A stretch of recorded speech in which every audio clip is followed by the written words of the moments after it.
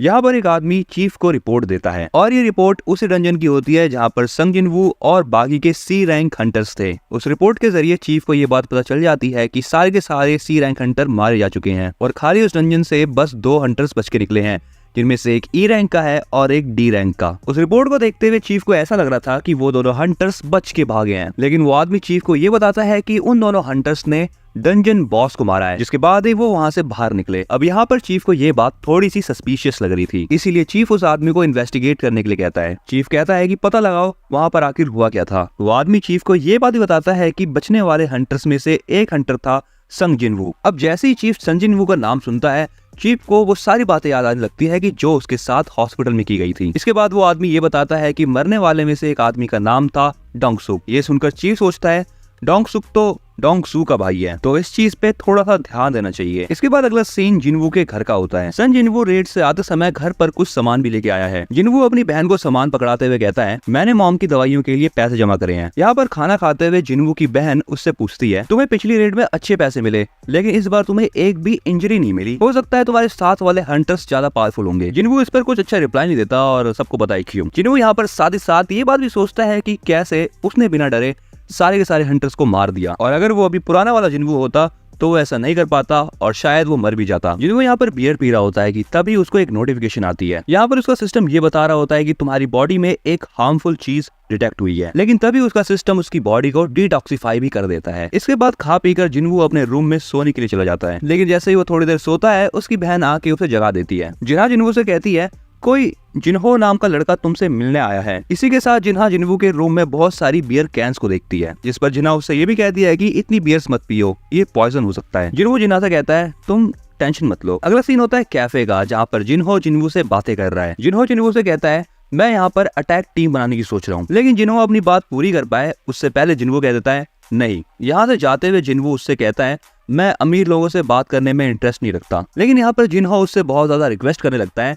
जिस पर जिनवू कहता है, अच्छा ठीक है बताओ क्या करना है। जिन्हो यहाँ पर गिल्ड मास्टर बनने की सोच रहा है, लेकिन उसकी पहली कंडीशन ये है कि हंटर को 20 मिशन पे जाना अनिवार्य है, और जो पिछला मिशन था वो जिन्हो का पहला ही मिशन था। जिन्हो ये भी कहता है कि उसने रिटन एग्जाम के लिए भी अच्छी खासी पढ़ाई कर ली है, लेकिन उसकी कॉम्बैट स्किल्स अच्छी नहीं है। जिन्हो की बातें सुनने के बाद जिन्हो उससे कहता है, तुम तो यूजिन कंस्ट्रक्शन के अगले मालिक बनने वाले हो ना। इसका रिप्लाई देते हुए जिन्हो कहता है, एक्चुअली में उसके फादर को एक गिल्ड बनाना है। जिन्हो भी मनी मन सोचता है, जो डंजन्स होते हैं वो बहुत अच्छे अच्छे ट्रेजर देते हैं, डंजन की लगभग हर एक चीज को बेचा जा सकता है। जिन्हों अपनी बात को कंटिन्यू करते हुए कहता है, उसके पापा को एक्चुअली में एस रैंक हंटर्स चाहिए और उसका भाई उस गिल्ड में वाइस गिल्ड मास्टर बनेगा। जिन्हों कहता है, क्या एस रैंक हंटर चाहिए, लेकिन पूरे नेशन में खाली 7 एस रैंक हंटर्स हैं। जिन्हों बताता है कि मिन युंग गु नाम का एक एस रैंक हंटर था, जिसने कभी भी कोई भी गिल्ड ज्वाइन नहीं करा और अब वो रिटायर भी हो चुका है। जिन्हों उसे एडवाइस देते हुए कहता है, अगर तुम किसी और गिल्ड से एस रैंक हंटर लाने की सोच रहे हो तो बिल्कुल ही मत करना, ऐसा हो सकता है कि इससे तुम्हें बाद में दिक्कत हो। जिन्हों कहता है कि उसकी भाई की अभी तक हंटर अवेकनिंग नहीं हुई है, इसीलिए वो गिल्ड मास्टर नहीं बन सकता। इसके बाद जिन्हों जिनवू से रिक्वेस्ट करता है कि प्लीज मेरे साथ रेड पर चलो, क्योंकि मैंने तुम्हारी एबिलिटीज को देखा है और तुम बहुत कमाल का लड़ते हो। ये कहते हुए जिन्हों जिनवू को एक फाइल देता है। जिन्हों जिनवू को ये बताता है कि जिस बिल्डिंग में अभी हम बैठे हैं ये जल्द ही गिल्ड ऑफिस बन जाएगा। वैसे इस बिल्डिंग की वैल्यूएशन 30 बिलियन है, एंड इसी के साथ जिन्हों जिनवू को 30 बिलियन ऑफर भी कर रहा है। इसका मतलब यहाँ पर यह है कि अगर जिनवू जिन्हो के साथ 19 मिशंस पे जाता है, तब जिन्हो उसको 30 बिलियन देगा। अब येन या वॉन ये कंफर्म नहीं है, बट अगर मांगा के हिसाब से बताओ तो ये 30 बिलियन वॉन है, और अगर मैं तुम्हें इंडियन करेंसी में बताऊं तो ये हो गया बहुत सारा पैसा। जिन्हो मनी मन ये सोच रहा होता है कि अगर मैं ऐसे ही लेवल अप करता रहा तो मैं एक दिन एस रैंक हंटर से भी ज्यादा पावरफुल बन जाऊंगा, और अगर मैं उतना ज्यादा पावरफुल बन गया तो 30 बिलियन वॉन क्या ही चीज है। इसलिए जिन्हो ये भी सोचता है कि लोगों के साथ टीम अप करना बहुत रिस्की हो सकता है, जिसके बाद वो जिन्हो को उसके ऑफर के लिए मना कर देता है। जिन्हो वहां से जाने लगता है कि तभी जिन्हो कहता है, अगर तुम मेरी मदद करोगे तो मैं ये सीक्रेट हमेशा के लिए रखूंगा अपने पास। अगला सीन होता है डोंगसू का। डोंगसू किसी से बात करते हुए कहता है, मुझे उन दोनों बचे हुए हंटर्स की पूरी रिपोर्ट चाहिए। तभी हमें पता चलता है कि डोंगसू अपनी असिस्टेंट से बात कर रहा है, जिसका नाम है लॉरा। लॉरा फटाफट से डोंगसू को रिपोर्ट लाके दे भी देती है। डॉक्यूमेंट्स को देखते हुए डोंगसू लॉरा से कहता है, क्या होगा कि अगर मैंने किसी दूसरी कंट्री के इंसान को मार दिया तो। लॉरा उसे बताती है कि अगर उस कंट्री में हंटर क्राइम से रिलेटेड कोई भी लॉ होगा तब आपको उस कंट्री के हिसाब से सजा मिलेगी, और अगर ऐसा कोई भी लॉ नहीं हुआ तो आपको अपनी कंट्री के हिसाब से सजा मिलेगी। लेकिन अगर हमारी कंट्री और उनकी कंट्री एक दूसरे से बात करे तब कुछ हो सकता है। ये सुनने के बाद डोंगसू लॉरा से कहता है, मेरा शेड्यूल अभी चेंज करो। अब इसका मतलब यहाँ पर ये होता है बड़ी इसकी डोंग सू संग जिनवू और जिनहो के पीछे पड़ चुका है। अगला सीन होता है सुबह का, जहाँ पर संग जिनवू अपनी छोटी बहन के साथ एक्सरसाइज कर रहा होता है। जॉगिंग करते हुए संग जिनवू अपनी बहन से पूछता है, अगर तुम्हारे पास 30 बिलियन वॉन होते तो तुम क्या करती? जिना कहती है कि वो अपने मॉम के हॉस्पिटल्स के बिल और कॉलेज एंड ट्यूशन फी को पे करती और बचे हुए पैसों को वो कुछ नहीं करती क्योंकि ये बहुत ज्यादा पैसे हैं और उसको समझ नहीं आ रहा कि करना क्या है। जिनवू अपने सिस्टम को चेक करते हुए ये देखता है कि वो 10 किलोमीटर की जगह 11 किलोमीटर भाग चुका है। इसी के साथ उसने 100 की जगह 102 पुशअप मार रखे हैं। इसलिए अब वो अपनी लिमिट्स को बढ़ाने की सोचता है। इसलिए अब वो थोड़ी सी और रनिंग करता है, जहाँ पर वो चेक करता है कि वो 20 किलोमीटर दौड़ चुका है एंड इसी के साथ उसने 200 सिटअप्स मार रखे हैं। इसके बाद उसका सिस्टम उसको एक रिवॉर्ड देता है एंड इस रिवॉर्ड में उसको एक की मिलती है। जिनवू का सिस्टम उसे बताता है कि ये चाबी है डीमन कैसल की और ये डंजन उसको मिलने वाला है डाइसुंग टावर सोंगपा में। बट इंटरेस्टिंग बात ये है कि ये डंजन एक एस रैंक डंजन है। सिस्टम जिनवू को ये बताता है कि उस कैसल के अंदर जिनवू को एलिक्सियर ऑफ लाइफ मिल सकता है, जिसका यूज करके वो किसी भी बीमारी को ठीक कर सकता है। जिनवू ये सोचता है कि अगर उसको एलिक्सियर ऑफ लाइफ मिल गया तो सबसे पहले वो अपनी मॉम को ठीक करेगा। अगला सीन होता है रात का, जहाँ पर संग जिनवू फाइनली उस गेट को चाबी से खोल देता है। अंदर जाते हुए जिनवू ये भी सोच रहा है कि अगर उसके साथ कुछ गलत होता है तो वो फटाफट से इंस्टेंट टेलीपोर्टेशन का यूज कर लेगा। डंजन के अंदर जाने के थोड़ी देर बाद ही उसके सामने एक अजीब सा बीस्ट आ जाता है। उस बीस्ट को देखकर जिनवू अपनी एबिलिटी स्टैश का यूज करता है। जिनवू अपने डैगर से बहुत ज्यादा फास्ट अटैक भी करता है उसके ऊपर, लेकिन उस बीस्ट को जिनवू के अटैक से कोई भी फर्क नहीं पड़ता। जिसके बाद जिनवू अपनी दूसरी एबिलिटी मर्डरस इंटेंट का यूज करता है, लेकिन इतना सब कुछ करने के बाद भी उस बीस्ट को कोई फर्क नहीं पड़ता और वो जिनवू की ऐसी तैसी कर रहा होता है। यहाँ तक कि वो बीस्ट जिनवू का एक हाथ भी खा जाता है, जिसके बाद जिनवू की एचपी बहुत तेजी से कम होने लगती है। जिनवू अब यहाँ से भागने की सोच रहा है, लेकिन तभी उस मॉन्स्टर की एबिलिटी बढ़ जाती है, जिसके बाद वो मॉन्स्टर जिनवू को गिरा गिरा के मारता है। अब जिनवू भी यहाँ पर अपनी फुल रिकवरी का यूज करता है, जिससे कि उसका हाथ वापस रिकवर हो जाता है। जिनवू उस बीस्ट के अंदर अपना डैगर घुसा देता है, लेकिन उस बीस्ट को कोई फर्क नहीं पड़ता। अब यहाँ पर वो बीस्ट फिर से जिनवू को नीचे गिरा गिरा के मारता है, जिससे कि जिनवू की एचपी बहुत तेजी से कम होने लगती है। इनफैक्ट अब यहाँ पर सिस्टम में जिनवू को वार्निंग देता है कि तुम्हारी एचपी बहुत कम हो रही है। अब यहाँ पर जिनवू अपना इंस्टेंट टेलीपोर्टेशन स्टोन यूज करने की सोचता है, लेकिन वो बीस्ट जिनवू के ऊपर फिर से अटैक कर देता है, जिससे कि उसका स्टोन उसके हाथ से छूट के गिर जाता है, जिसे देखकर जिनवू वहां से बहुत तेजी से भागता है और कहीं जाकर छुप जाता है। अब उसे समझ नहीं आ रहा कि अब वो यहाँ पर क्या करे, लेकिन तभी उसको याद आता है कि उसके सिस्टम में एक शॉप भी है और उस शॉप से वो 3 हीलिंग पोशन खरीद लेता है। उन तीनों पोशंस को पीने के बाद उसकी एचपी 300 पॉइंट्स बढ़ जाती है। खाली 300 पॉइंट एचपी को बढ़ा हुआ देखकर जिनवू सोचता है ये तो बहुत कम है। अब वो यहाँ पर थोड़ा दिमाग चलाता है और वो पॉइजन पी लेता है। जैसा कि हमें शुरू में दिखाया गया था कि पॉइजन को पीने के बाद या फिर कहे अल्कोहल पीने के बाद उसकी बॉडी ने उसको डिटॉक्सिफाई किया था, जिससे कि उसकी एचपी भी बढ़ गई थी। इसके बाद जिनवू फिर से उस मॉन्स्टर की तरफ जाता है एंड अब इस समय पर उस मॉन्स्टर की स्किल डीएक्टिवेट हो चुकी है। इसका मतलब यहाँ पर ये हुआ कि जिनवू ने जो भी पहले अटैक किए थे उन सब का असर अब उस मॉन्स्टर के ऊपर दिखाई दे रहा है। अब ये चीज देखने के बाद जिनवू उस मॉन्स्टर के ऊपर फिर से अटैक करने के लिए आगे बढ़ता है, लेकिन वो मॉन्स्टर उसको बहुत ज्यादा मारता है। इनफैक्ट वो जिनवू के पेट में अपना दांत भी घुसेड़ देता है, लेकिन जिनवू यहाँ पर हार नहीं मानता और वो अपने डैगर से उसके मुंह के ऊपर अटैक करने लगता है। अब यहाँ पर जिनवू उस मॉन्स्टर के मुंह पे इतने सारे अटैक करता है कि वो मॉन्स्टर फाइनली मर जाता है। अब यहाँ पर जिनवू का सिस्टम उसको एक पेपर देता है। सिस्टम उसे ये बताता है कि एलिक्सियर ऑफ लाइफ को बनाने के लिए उसको 3 आइटम्स की जरूरत है, लेकिन जिनवू साथ ही साथ ये सोच रहा है कि अगर वो कैसल के अंदर गया तो वो पक्का मारा जाएगा, इसलिए अब वो सोचता है कि वो बाद में कभी कैसल के अंदर जाएगा। एपिसोड की स्टार्टिंग होती है जिनवू से, जो कि हॉस्पिटल आया हुआ है अपनी मॉम को देखने के लिए, जहाँ पर वो एलिक्सियर ऑफ लाइफ को बनाने के बारे में सोच रहा है, जिसे बनाने के लिए उसको 3 आइटम्स चाहिए, लेकिन फिलहाल उसके पास एक भी आइटम नहीं है। यहाँ पर अगर जिनवू को उन आइटम्स को कलेक्ट करना है तो उसको उसी डंजन में जाना पड़ेगा जहाँ से वो पिटा के आया था। इसीलिए अब अगर वो उस डंजन में जाके नहीं पिटना चाहता तो उसको यहाँ पर लेवल अप करना पड़ेगा। अगले सीन में जिनवू जिनहो के साथ बैठा हुआ है और यहाँ पर जो जिनहो ने जिनवू को ऑफर दिया था,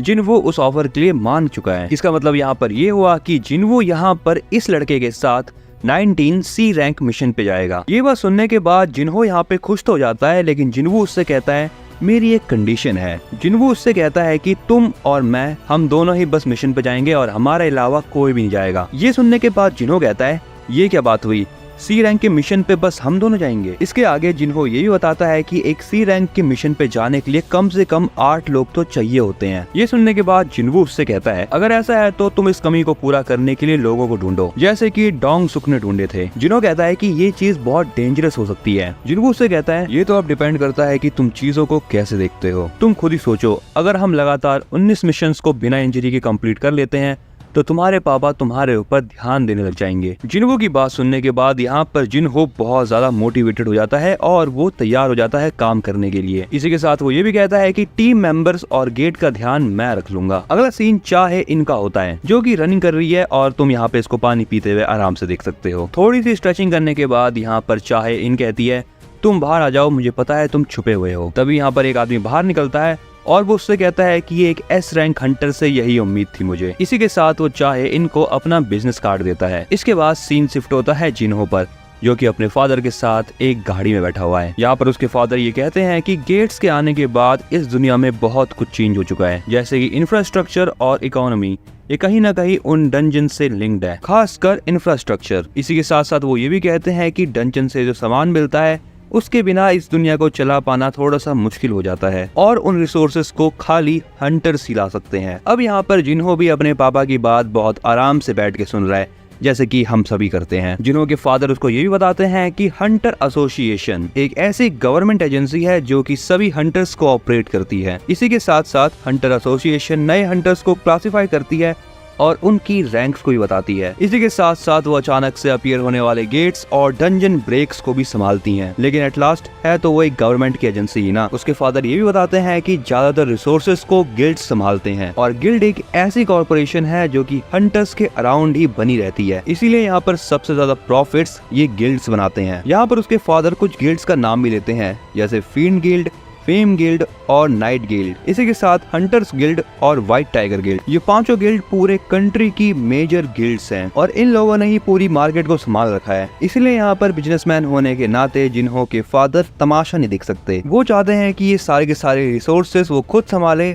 और इस नेशन की सहायता करे। इसीलिए उन्हें जितना जल्दी हो सके उतनी जल्दी एक गिल्ड बनाना होगा। ये सारी बातें सुनने के बाद यहाँ पर जिन्हो कहता है हाँ बिल्कुल, क्यों नहीं। जिन्हो यहाँ पर ये सोचता है कि अगर वो और उसका भाई मिलकर एस रैंक हंटर्स को ज्वाइन करवा ले और गिल्ड बना भी ले तो इसमें एक रिस्क है। अगला सीन होता है जिन्वो का, जो कि रनिंग कर रहा होता है और यहाँ पर उसके आज के सारे गोल्स पूरे हो जाते हैं। ये सब करने के बाद उसको एक रैंडम लूट बॉक्स मिलती है, जिसको वो खोलता है तो उसके अंदर से बिंगो कार्ड निकलता है। अगले सीन में चलते चलते यहाँ पर जिन्वो ये सोच रहा है कि वो जल्द से जल्द अपना लेवल अप कैसे कर सकता है। तभी यहाँ पर उसके फोन में एक ईमेल आता है जो कि हंटर एसोसिएशन की तरफ से होता है।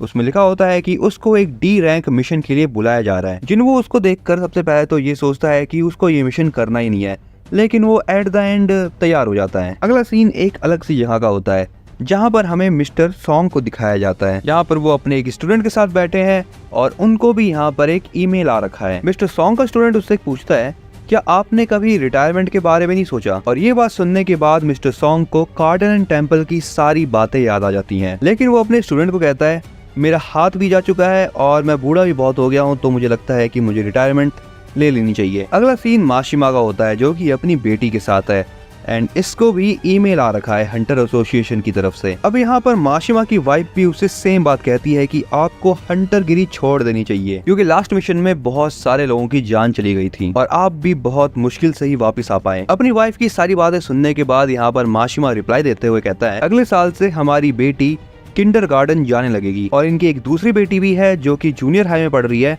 इसलिए इनको पैसों की बहुत जरूरत है। माशिमा कहता है कि हंटर एसोसिएशन वाले हम जैसे लो रैंक हंटर्स को कभी भी मुश्किल मिशंस के ऊपर नहीं भेजता, वो तो पिछली बार हमारी किस्मत खराब थी। ये बात सुनने के बाद माशिमा की वाइफ यहाँ पे थोड़ी सी रिलैक्स हो जाती है और कहती है कि मुझे ये बात नहीं कहनी चाहिए थी। माशिमा कहता है कोई बात नहीं, ऐसा हो जाता है। अब यहाँ पर माशिमा की बेटी उससे कहती है पापा क्या आप स्ट्रॉन्ग हो? माशिमा कहता है दाया जो साइकी अदा करा। अगला सीन चाहे इनके गिल्ड का होता है जहाँ पर उस गिल्ड के मास्टर से व्हाइट टाइगर गिल्ड का मास्टर बहस कर रहा होता है। यहाँ पर यूनहू चॉइस से कहता है तुम पागल हो गया, ये सारे फालतू के मीडिया इंटरव्यूज तुमने मेरे ऊपर क्यों थोप दिए? चो यहाँ पे बहुत ज्यादा रिलैक्स होके कहता है अरे मैंने तुम्हारा इंटरव्यू देखा था, भाषणबाजी काफी अच्छी कर लेते हो तुम। बट यहाँ पर यूनहू अभी भी गुस्सा है और गुस्से कहता है अपनी बकवास बंद करो, ये काम तुम्हारे हैं ना कि मेरे। इस पर चॉय कहता है ये तो चेयरमैन की रिक्वेस्ट थी कि हम एक हंटर के असली काम और रूप को लोगों को दिखाएं और मुझे नहीं लगता कि मैं इस काम के लिए एक बेस्ट फिट रहूंगा। ये सुनकर यूनहो कहता है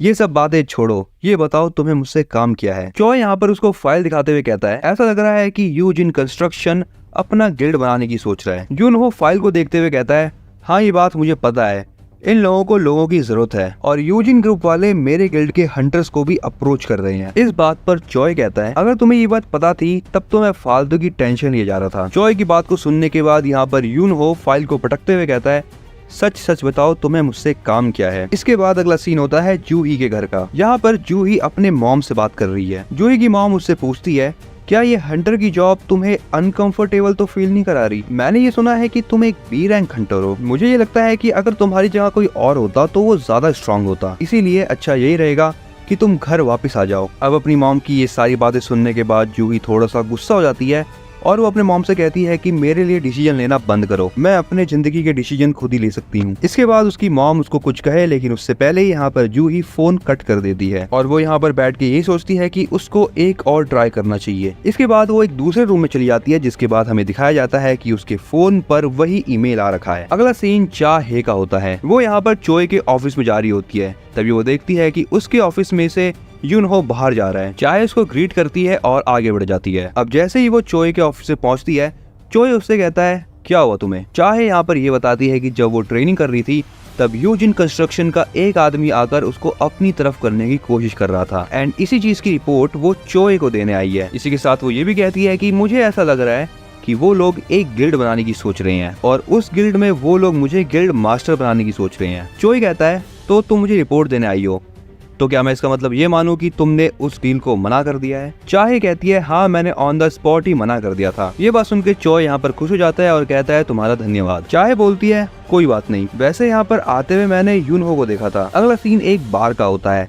यहाँ पर यून हो हाथों में ड्रिंक लेके कुछ सोच रहा है। यहाँ पर वो चोय के बातों के बारे में सोच रहा है। चोय ने उससे कहा था तुम जेजू आइलैंड के बारे में क्या सोचते हो? चोय कहता है कि थर्ड रेड के मिशन के बाद उस आइलैंड पे जाना सबके लिए मना कर दिया गया था। अब खाली उस आइलैंड पर टाइम टू टाइम पेट्रोल्स हुआ करते हैं। पेट्रोल यानी वहाँ पर खाली पुलिस वाले जाया करते हैं, वो भी हालात का जायजा लेने। पब्लिक को यहाँ पर ये बताया गया है कि वहाँ पर कुछ काम चल रहा है। इसी के साथ चोय ये भी कहता है कि वो आइलैंड और उस आइलैंड का डर लोगों के मन से निकल गया है, लेकिन मैं कभी भी उस आइलैंड के बारे में नहीं भूल सकता और फ्यूचर में मैं दोबारा उस आइलैंड पे जाके उसको जीत लूंगा। इसीलिए यहाँ पर चोय ने मिस्टर यून हो को एक टीम बनाने के लिए बुला रखा है जिससे कि इन लोगों की संख्या बढ़े और ये लोग और भी ज्यादा पावरफुल हो पाए। अब यहाँ पर यून हो ये बात समझ जाता है कि नए बंदों के लिए जो इंटरव्यू लिए जा रहे हैं वो इसी काम के लिए जा रहे हैं। अब यहाँ पर यूनो की तरफ दोबारा से सीन शिफ्ट होता है। यहाँ पर उसके दिमाग में अभी भी चोय की बातें ही चल रही हैं। इसी के साथ वो ये भी सोचता है कि उस आइलैंड पे उसका भी कुछ छूटा हुआ है। बाय द वे बडीज, अगर तुम जेजू आइलैंड के बारे में भूल चुके हो तो ये वही आइलैंड है जो कि हमें एपिसोड 1 में दिखाया गया था। अगला सीन होता है जिनवू के घर का,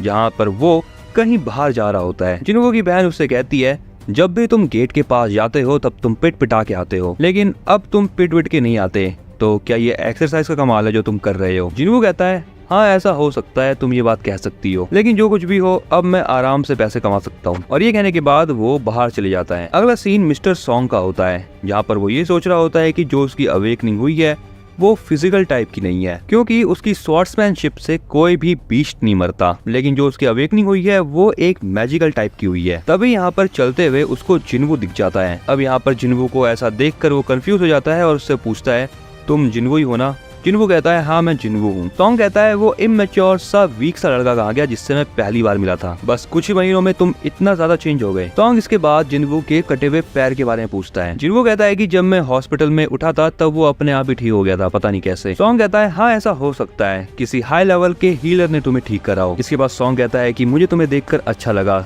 तुमने इतनी जल्दी रिकवरी कर ली। इसके बाद जिनवू मिस्टर सॉन्ग के हाथ के बारे में पूछता है। सॉन्ग उसे बताता है कि यार टाइम रहते ना मैं इसको ठीक नहीं कर पाया। इसके बाद चलते हुए यहाँ पर जिनवू मिस्टर सॉन्ग से कहता है कि आप यहाँ पर क्यों आए हो? सॉन्ग बताता है कि उसको एक ईमेल आया था डी रैंक मिशन के लिए। चलते हुए ये लोग गेट के पास पहुंच जाते हैं, जहाँ पर दिखाई देता है कि ये तो वही लोग हैं जो कि एपिसोड 1 में थे। जूही यहाँ पर जिनवू को देखकर बहुत खुश हो जाती है और वो उससे कहती है कि तुम जिनवू ही हो ना, तुम बहुत बदल चुके हो। इसके बाद वो जिनवू से कुछ और ज्यादा बातें कर पाती, लेकिन तभी यहाँ पर पीछे से एक गाड़ी आती है जिसके अंदर से 3 क्रिमिनल्स निकलते हैं। अब यहाँ पर वो क्रिमिनल्स जूही से कुछ बदतमीजी कर रहे होते हैं, लेकिन तभी उसी गाड़ी में से जुजुत्सु काइसन का मेगुमी बाहर निकल के कहता है तुम्हें यहाँ पर मजे करने के लिए नहीं लाया गया है। यहाँ पर हंटर एसोसिएशन की एक मेंबर इन हंटर्स को बताती है कि ये तीनों क्रिमिनल्स तुम्हें ज्वाइन करने वाले हैं मिशन के लिए। ये सुनकर मिस्टर सॉन्ग कहते हैं ये क्या बात हुई, तुम हमारे साथ क्रिमिनल्स को भेज रही हो? ये लड़की उन्हें बताती है कि ये तीनों अपनी सजा कम करवाना चाहते हैं, इसलिए चिंता मत करो, ये तुम्हें कोई भी हार्म नहीं पहुंचाएंगे। और हाँ, ये जो मेगुमी जैसे दिखने वाला बंदा है, इसका नाम है कैंग, और ये भी इन क्रिमिनल्स के साथ जाएगा उन पे नजर रखने के लिए। कैंग एक बी रैंक का हंटर है, इसीलिए अगर कुछ भी होता है तो कैंग सब कुछ संभाल लेगा। यहाँ पर जिन्वो कहता है कि मुझे कुछ सही नहीं लग रहा, इसलिए वो जूही को घर जाने के लिए बोलता है, लेकिन जूही यहाँ पर मना कर देती है और वो जिन्वो से कहती है कि अगर तुम जा रहे हो तो मैं भी जाऊंगी। यहाँ पर इन तीनों की हथकड़ियां खोल दी जाती है और कैंग उनसे कहता है कि ज्यादा होशियारी दिखाने की कोई जरूरत नहीं है। अब यहाँ पर डिसाइड होता है कि सॉन्ग इन लोगों का फिर से एक और बार कैप्टन बनने वाला है। झुककर वो जिन्वो से कहता है कि तुम्हारा थैंक्स, तुमने मुझे फिर से मौका दिया अपना कैप्टन बनने का। जिन्वो कहता है कि आपको ये सब करने की कोई जरूरत नहीं है। एंड इसके बाद ये लोग चले जाते हैं डंजन में। पिछले एपिसोड में जैसा कि हमने देखा था, जिन्वो अपनी पुरानी टीम के साथ एक डी रैंक डंजन के मिशन पे जाता है। यहाँ पर उसके साथ एक स्पेशल भी है जिसका नाम है कैंग। इस वाले एपिसोड की स्टार्टिंग होती है डंजन से और ये शुरुआत में ही हंटिंग कर रहे हैं। इन लोगों का शिकार होते हैं ये टटपुंजियस से गॉब्लिन्स। यहाँ पर जो ये 3 क्रिमिनल्स होते हैं वही इन लोगों को पील रहे होते हैं। दूसरी तरफ सॉन्ग भी अपनी न्यू एबिलिटीज का यूज कर रहा होता है, जिसमें से एक है फायर एबिलिटी। माशिमा उसकी फाइटिंग स्टाइल को देखकर कहता है सॉन्ग अभी भी बहुत खतरनाक है। यहाँ पर जिन्वो भी उन गॉब्लिन्स को बहुत हलवे तरीके से पेल रहा होता है, जिसे देखकर सॉन्ग उससे कहता है तुम तो बहुत स्ट्रॉन्ग हो चुके हो जिन्वो, वैसे तुम्हें ये खंजर कहाँ से मिला? क्या तुम इसे सनी बाजार से लेके आए हो? जिन्वो कहता है ऐसी कोई बात नहीं है। जूही भी जिन्वो की फाइटिंग स्टाइल को देखकर कहती है अरे जिन्वो, तुम अभी तक पिटे नहीं? इतनी देर में तो गॉब्लिन्स तुम्हारी मार मार के बुस्सी भर देते थे। जिन्वो कहता है अच्छा ऐसी बात है क्या? जूही भी उससे ये कहती है कि वो होप करती है कि जिन्वो हर्ट ना हो। सॉन्ग जिन्वो को देखकर मनी मन सोचता है जितना मैंने सोचा था ये लौंडा उससे भी ज्यादा पावरफुल हो चुका है। इसकी अपीयरेंस के साथ साथ इसका ऑरा भी चेंज हो चुका है और अब इसके अंदर आत्मविश्वास साफ साफ दिखाई देता है। पीछे खड़ा कैंग कहता है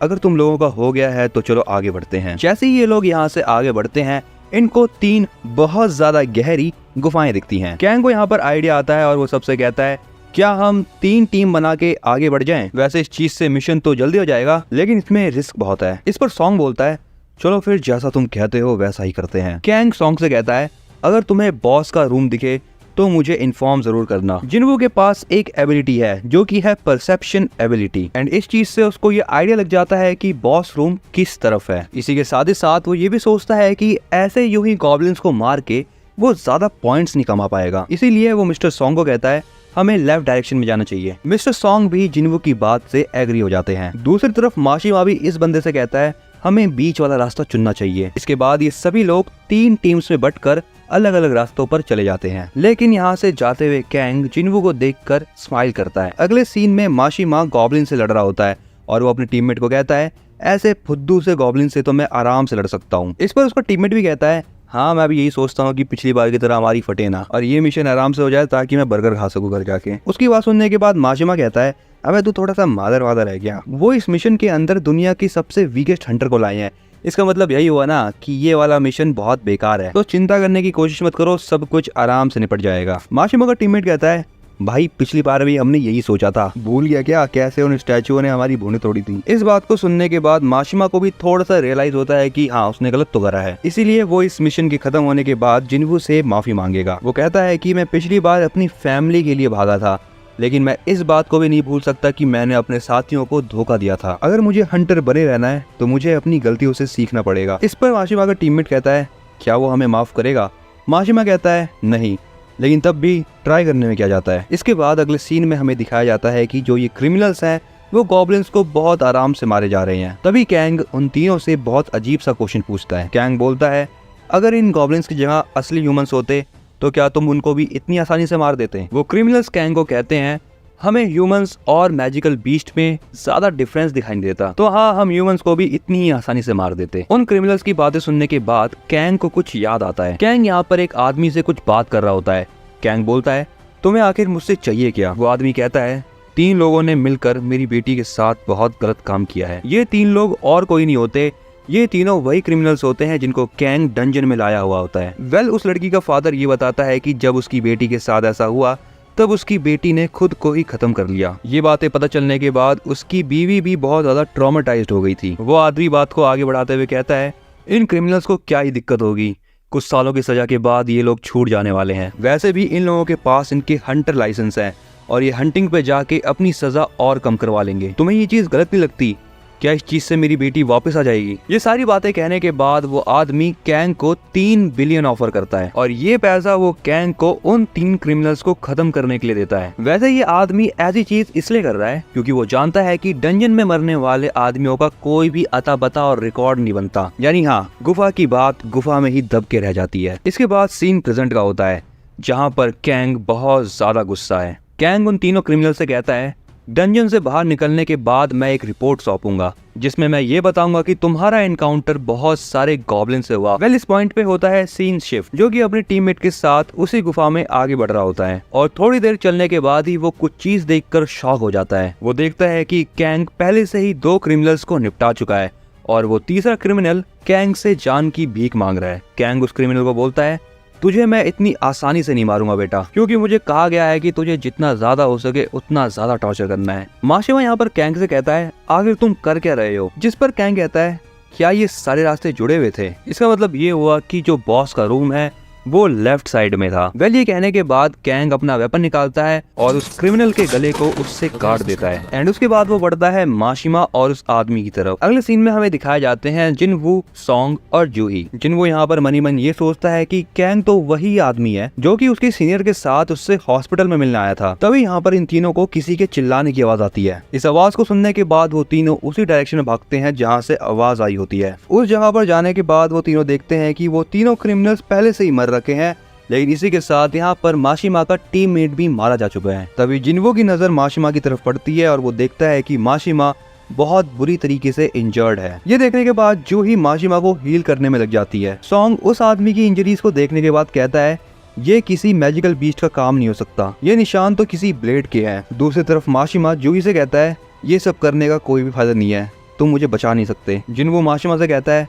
तुम ऐसे नहीं मर सकते, तुम्हारी फैमिली है। यहाँ पर माशिमा जिनवू से कहता है, मैं तुमसे माफी मांगना चाहता था लेकिन ऐसी हालत में नहीं, झुककर। इस बात के कहने के साथ ही यहाँ पर माशिमा का खेल खत्म हो जाता है। तभी दूसरी तरफ यहाँ पर कैंग जूही को भी मारने की कोशिश करता है, लेकिन जिनवू टाइम रहते ही कैंग का हाथ पकड़ लेता है। कैंग जिनवू से कहता है, अरे यार तुम तो बड़े फुर्तीले निकले, मैं तो हीलर को खत्म करना चाहता था लेकिन तुमने मुझे ब्लॉक कर लिया। यहाँ पर सॉन्ग कैंग से कहता है, क्या तुमने ये सब करा? कैंग उसको रिप्लाई देते हुए कहता है, हाँ ये मैंने करा, क्या कर लोगे? सॉन्ग यहाँ पर कैंग के ऊपर चिल्लाते हुए कहता है, पर तुम तो हंटर एसोसिएशन से हो ना, तो तुमने ऐसी हरकतें क्यों करी? कैंग की यहाँ पर पर्सनैलिटी पूरे तरीके से चेंज हो रखी है और वो यहाँ पर पागलों की तरह हंसते हुए कहता है, यार तुम लोगों के लिए ना मेरे पास एक स्टोरी थी, मैं तुम लोगों को यहाँ पर मार देता और डंजन से बाहर जाके ये बोलता कि तुम लोगों को गॉब्लिन्स ने निपटा दिया। लेकिन अब मैं सोच रहा हूँ कि मैं ये स्टोरी थोड़ी सी चेंज कर दूं। मैं बाहर जाके सबसे ये कहूंगा कि इन क्रिमिनल्स ने भागने की कोशिश करी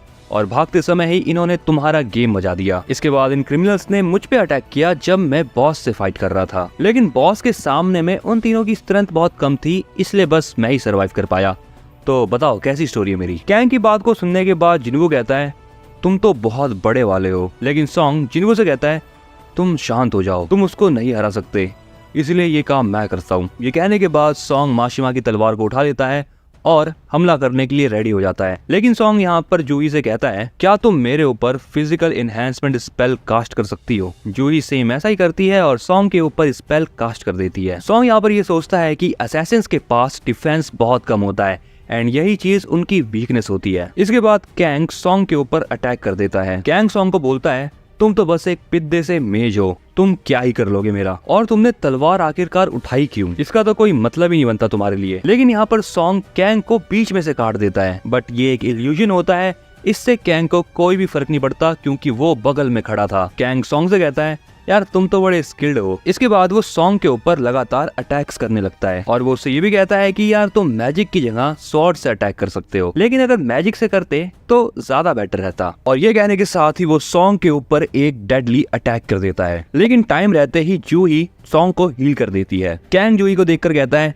ये हीलर मेरा बहुत दिमाग खराब कर रही है, सबसे पहले इसी को ही खत्म करता हूँ। ये कहने के बाद कैंग जूही की तरफ बहुत स्पीड में आगे बढ़ता है, लेकिन सॉन्ग बीच में आ जाते हैं और कैंग के ऊपर दोबारा से अटैक करना चालू कर देते हैं। अटैक करते हुए सॉन्ग कहते हैं, तुम एक स्वॉर्ड्समैन को पीठ दिखा के भाग रहे थे। कैंग इस पे कहता है, मुझे लगता है कि तुम एक आम बूढ़े आदमी नहीं हो। सॉन्ग कैंग को बताता है कि मैं एक एस रैंक हंटर का मास्टर हूँ और तलवारबाजी में मैं तुमसे तो हार नहीं सकता। सॉन्ग की इस पावर को देखने के बाद कैंग कहता है, यार तुम्हारी पावर की कोई लिमिट तो जरूर होगी। ये कहते ही कैंग सॉन्ग के ऊपर आगे पीछे ऊपर नीचे चारों तरफ से बहुत ज्यादा स्पीड में स्लैशेस करता है और वो उससे कहता है एक असैसिन के सामने एक मेज कुछ भी नहीं कर सकता। बट यहाँ पर मेज का मतलब एक मैजिशियन से है, तो कंफ्यूज मत होना दोनों में। कैंग अपने अटैक से सॉन्ग को बहुत ज्यादा इंजर कर देता है। ये देखकर जूही सॉन्ग को हील करने की कोशिश करती है, लेकिन उसकी भी पावर यहाँ पे खत्म होने वाली होती है। कैंग भी यहाँ पर आगे बढ़ते हुए कहता है अब तुम्हारा खेल खत्म। लेकिन यहाँ पर कैंग सॉन्ग को कुछ कर पाए उससे पहले ही सॉन्ग अपनी फायर एबिलिटीज का यूज कर लेता है, जिसकी वजह से चारों तरफ आग फैल जाती है। लेकिन इस चीज से कैंग को कोई भी फर्क नहीं पड़ता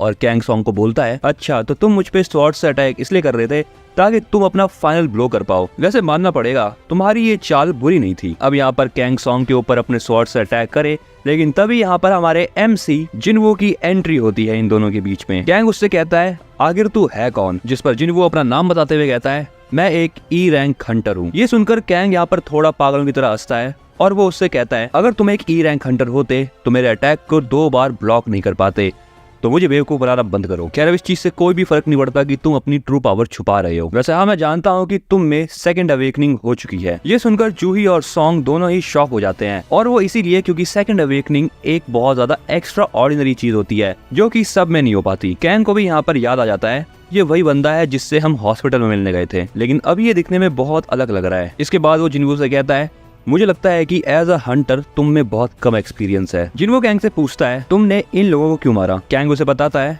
क्योंकि विक्टिम की फैमिली ने मेरे ऊपर भरोसा किया था। जिनवू कहता है कि मेरा मतलब इनसे नहीं था, मैं बात कर रहा हूँ माशिमा की। वो लोग चुपचाप यहाँ से चले जाते, लेकिन तब भी तुमने उन्हें चोट पहुंचाई। क्या ये भी तुमने विक्टिम की फैमिली के लिए करा?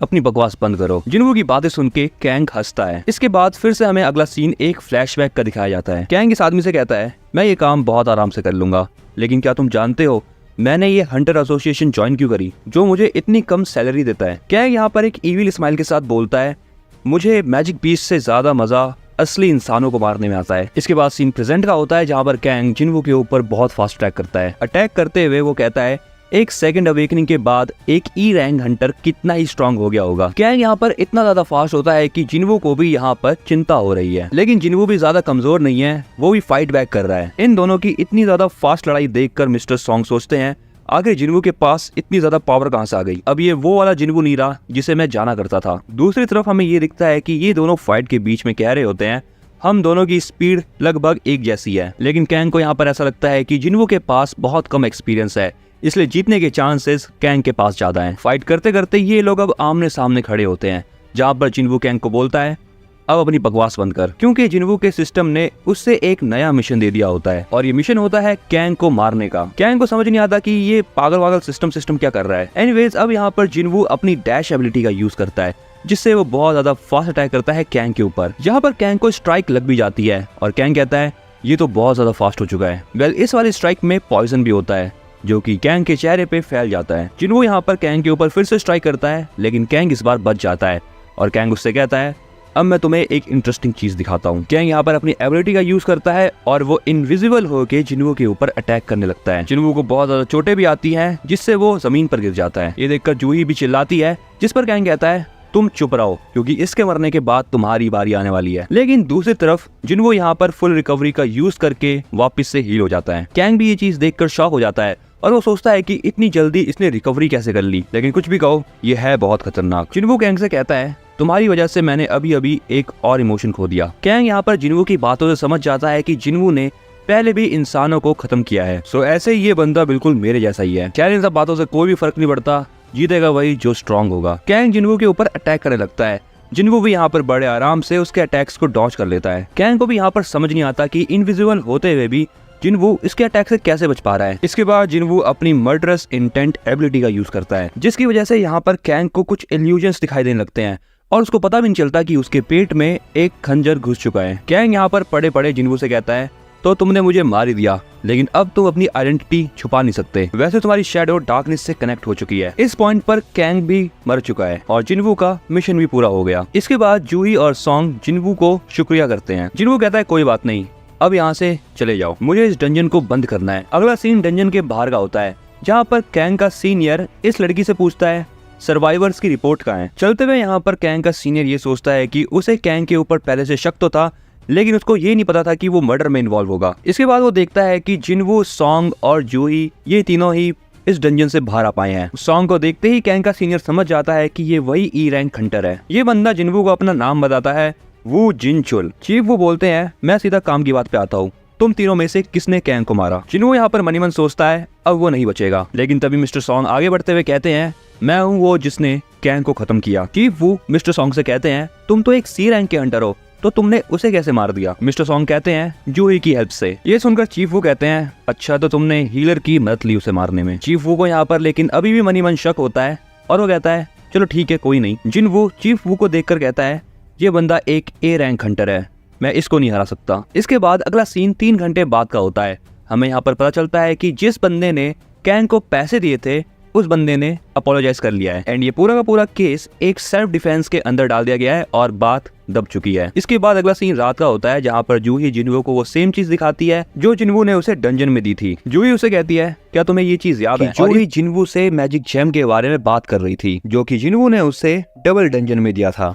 इस वाले एपिसोड की स्टार्टिंग होती है जूही और जिनवू से ही। जूही जिनवू से कहती है, तुम बहुत बदल चुके हो जिनवू, लेकिन मैं अभी भी वैसे ही हूँ जैसा तुमने मुझे लास्ट टाइम देखा था। जिनवू बताता है कि पिछले कुछ दिनों में उसके साथ बहुत कुछ हुआ। वैसे भी सभी लोगों को अपने अपने एक्सपीरियंसेस से अलग अलग बेनिफिट्स मिलते हैं। जूही भी कहती है, हाँ तुमने सही कहा जिनवू, मुझे देख लो, मैं एक हंटर हूँ लेकिन मैं फिर भी बहुत डरपोक हूँ। हालांकि मैंने इस चीज से बाहर निकलने का ट्राई करा लेकिन मैं तब भी इस चीज से बाहर नहीं निकल पाई। देखा जाए तो मुझे बी या ए रैंक के मिशन पे जाना चाहिए, लेकिन तब भी मैं डी या ई रैंक के मिशन चुनती हूँ और इसीलिए मैं तुमसे भी मिल पाई। अगर देखे तो मैं तुमको हमेशा हील करते आई हूँ। जब भी हम मिशन में जाते थे तब मैं तुम्हें हील करा करती थी, लेकिन तब भी तुम बच जाते थे और वो सारी चीजें मैं भूल नहीं सकती कभी भी। तुम्हें याद है हमने एक साथ डिनर करने का भी प्लान करा था। इसके बाद वो जिनवू को वही मैजिक जैम दे रही होती है और उस जैम को देते हुए वो जिनवू से कहती है, अब मैंने रिटायर होने का प्लान किया है। मैंने फाइनली डिसाइड कर लिया है कि अब मुझे रिटायर होना है और अब मैं वापस अपने होम टाउन जा रही हूँ। वैसे अगर तुम वहाँ कभी आओ तो मुझे जरूर बताना, हम दोनों साथ में घूमेंगे। इस पर जिनवू भी कहता है, चलो अगर ऐसी बात है तो हम एक साथ डिनर करेंगे। जिनवू यहाँ पर जूही से उस मैजिक जैम को ले लेता है और यहाँ से जूही चली जाती है। इसके बाद अगला सीन थोड़ी देर पहले का होता है जहाँ पर चीफ वो जिनवू से कहते हैं, मुझे नहीं लगता कि तुम एक बी क्लास हंटर कैंग को मार सकते हो। मैं इस बात पर भी शक नहीं करना चाहता कि तुम्हारी रीअवेकनिंग हुई है, लेकिन मैं तुम्हें एक बात कह देता हूँ, अगर तुम्हें लंबा जीना है तो तुम्हें आगे से केयरफुल रहना पड़ेगा, क्योंकि डोंगसू वाले मिशन में बस तुम और एक डी रैंक हंटर ही जिंदा बच पाया था। ये हो सकता है कि डोंगसू का भाई डोंगसू तुम लोगों को अभी ढूंढ रहा हो। ये सुनकर जिनवू थोड़ा कंफ्यूज हो जाता है और वो कहता है, क्या मतलब कि एस रैंक हंटर डोंगसू मुझे ढूंढ रहा है? चीफ वो कहता है, हाँ, क्योंकि ये मैटर नहीं करता कि डंजन में क्या हुआ, मैटर ये करता है कि तुम आखिर बच के कैसे बाहर आ गए। वैसे भी डोंगसू एक एस रैंक हंटर है, यानी इसका मतलब ये हुआ कि कोई भी लॉ उसे नहीं रोक सकता। वो एक ऐसा राक्षस है जिससे राक्षस भी डरते हैं और हो सकता है कि वही तुम्हारे पीछे आ रहा हो। मैं यहाँ पर तुम्हें एक एडवाइस देता हूँ, ये अच्छा रहेगा कि तुम अपनी फैमिली को लेकर यहाँ से बहुत दूर चले जाओ। एक काम करो, इस कंट्री को ही छोड़ दो। इसके बाद सीन प्रेजेंट में आता है और जिनवू अपने आप को कहता है, अब मेरे पास स्ट्रॉन्ग बनने का एक और रीजन है। इसके बाद अगले सीन में जिन्हो ने जिनवू को एक गैदरिंग में बुला रखा है। जिन्हो बताता है, ये सारे लोग हमारे टीम के मेंबर्स हैं। मैंने यहाँ पर ऐसे हंटर्स को बुला रखा है जो कि किसी न किसी रीजन की वजह से काम नहीं करते, खासकर उन लोगों को मैंने ऊपर रखा है जो कि गरीब हैं। जिन्हो उन सबको देखकर कहता है, क्या तुमने सच में इन जैसे लोगों को हायर कर रहा है? लेकिन जिन्हो यहाँ पर अपने फैसले में बहुत ज्यादा कॉन्फिडेंट है और वो जिनवू से कहता है, हमें वैसे भी 8 लोगों की जरूरत पड़ने वाली है एक सी रैंक मिशन के अंदर। तभी जिनवू उससे कहता है, यहाँ पर बच्चे क्या कर रहे हैं? जिन्वू को बताता है, मिशंस के अंदर माइनर्स भी पार्टिसिपेट कर सकते हैं। तभी यहाँ पर ये लड़की आ जाती है और वो जिनवू से कहती है, तुम तो बहुत रूड हो रहे हो, मैं एक रियल हंटर हूँ। जिनवू उसे कहता है, तुम तो एक हाई स्कूलर हो, तुम अपने मिशन पे कब गई थी ये जरा बताना मुझे। वो लड़की उसे बताती है कि वो अभी तक एक भी मिशन में नहीं गई है। तभी जिनवू उससे कहता है, तो तुम एक ई रैंक हंटर हो ना? वो लड़की कहती है, हाँ हूँ। तो जिनवू कहता है, कुछ नहीं, तुम बस बाहर इंतजार करोगी क्योंकि डंजन में सिर्फ मैं और जिन्हो ही जाएंगे। तभी यहाँ पर एक लड़का जिन्हो से कहता है, क्या तुम सच कह रहे हो ना? हमें बस बाहर वेट करना है और बस वेट करने के हमें 3 मिलियन मिलेंगे। जिन्हो कहता है, हाँ बिल्कुल, वो भी एक रेड के 3 मिलियन मिलेंगे। जिन्हो कहता है, कितनी कमाल की बात है ना, बस वेट करने के 3 मिलियन। ये सुनकर वो सभी लोग खुश हो जाते हैं, लेकिन तभी जिन्हो कहता है, यार सुनो, ये सारी की सारी बातें तुम्हें सीक्रेट रखनी है, क्योंकि अगर किसी को भी ये बात पता चली तो तुम्हारे ऊपर 10 गुना ज्यादा चार्ज लगेगा, क्योंकि तुम्हारे कॉन्ट्रैक्ट में ऐसा ही लिखा हुआ है। दूसरी तरफ हमें दिखाया जाता है कि जिन्वू के हाथ में स्टेल्थ रून स्टोन है जो कि उसको कैंग को मार के मिला था। जिन्वू यहाँ पर अब उस वाले स्टोन का यूज कर लेता है जिससे कि उसकी स्टेल्थ एबिलिटी अनलॉक हो जाती है। बट यहाँ पर स्टेल्थ का मतलब होता है किसी के ऊपर भी छुप के अटैक करना। तभी यहाँ पर जिन्हो एक लल्लू सा आर्मर पहन के जिन्वू के पास खड़ा हो जाता है। जिन्वू कहता है तुमने ये क्या पहन रखा है? जिन्हो कहता है ये मेरा इनहेंस्ड आर्मर सेट है जो कि इटालियन कारीगरों ने बनाया है। वैसे भी हम 2 लोग जा रहे हैं तो मैंने सोचा कि यार फुल प्रोटेक्शन हो जाए। ये सारी बातें सुनकर जिन्वू उसके पास जाता है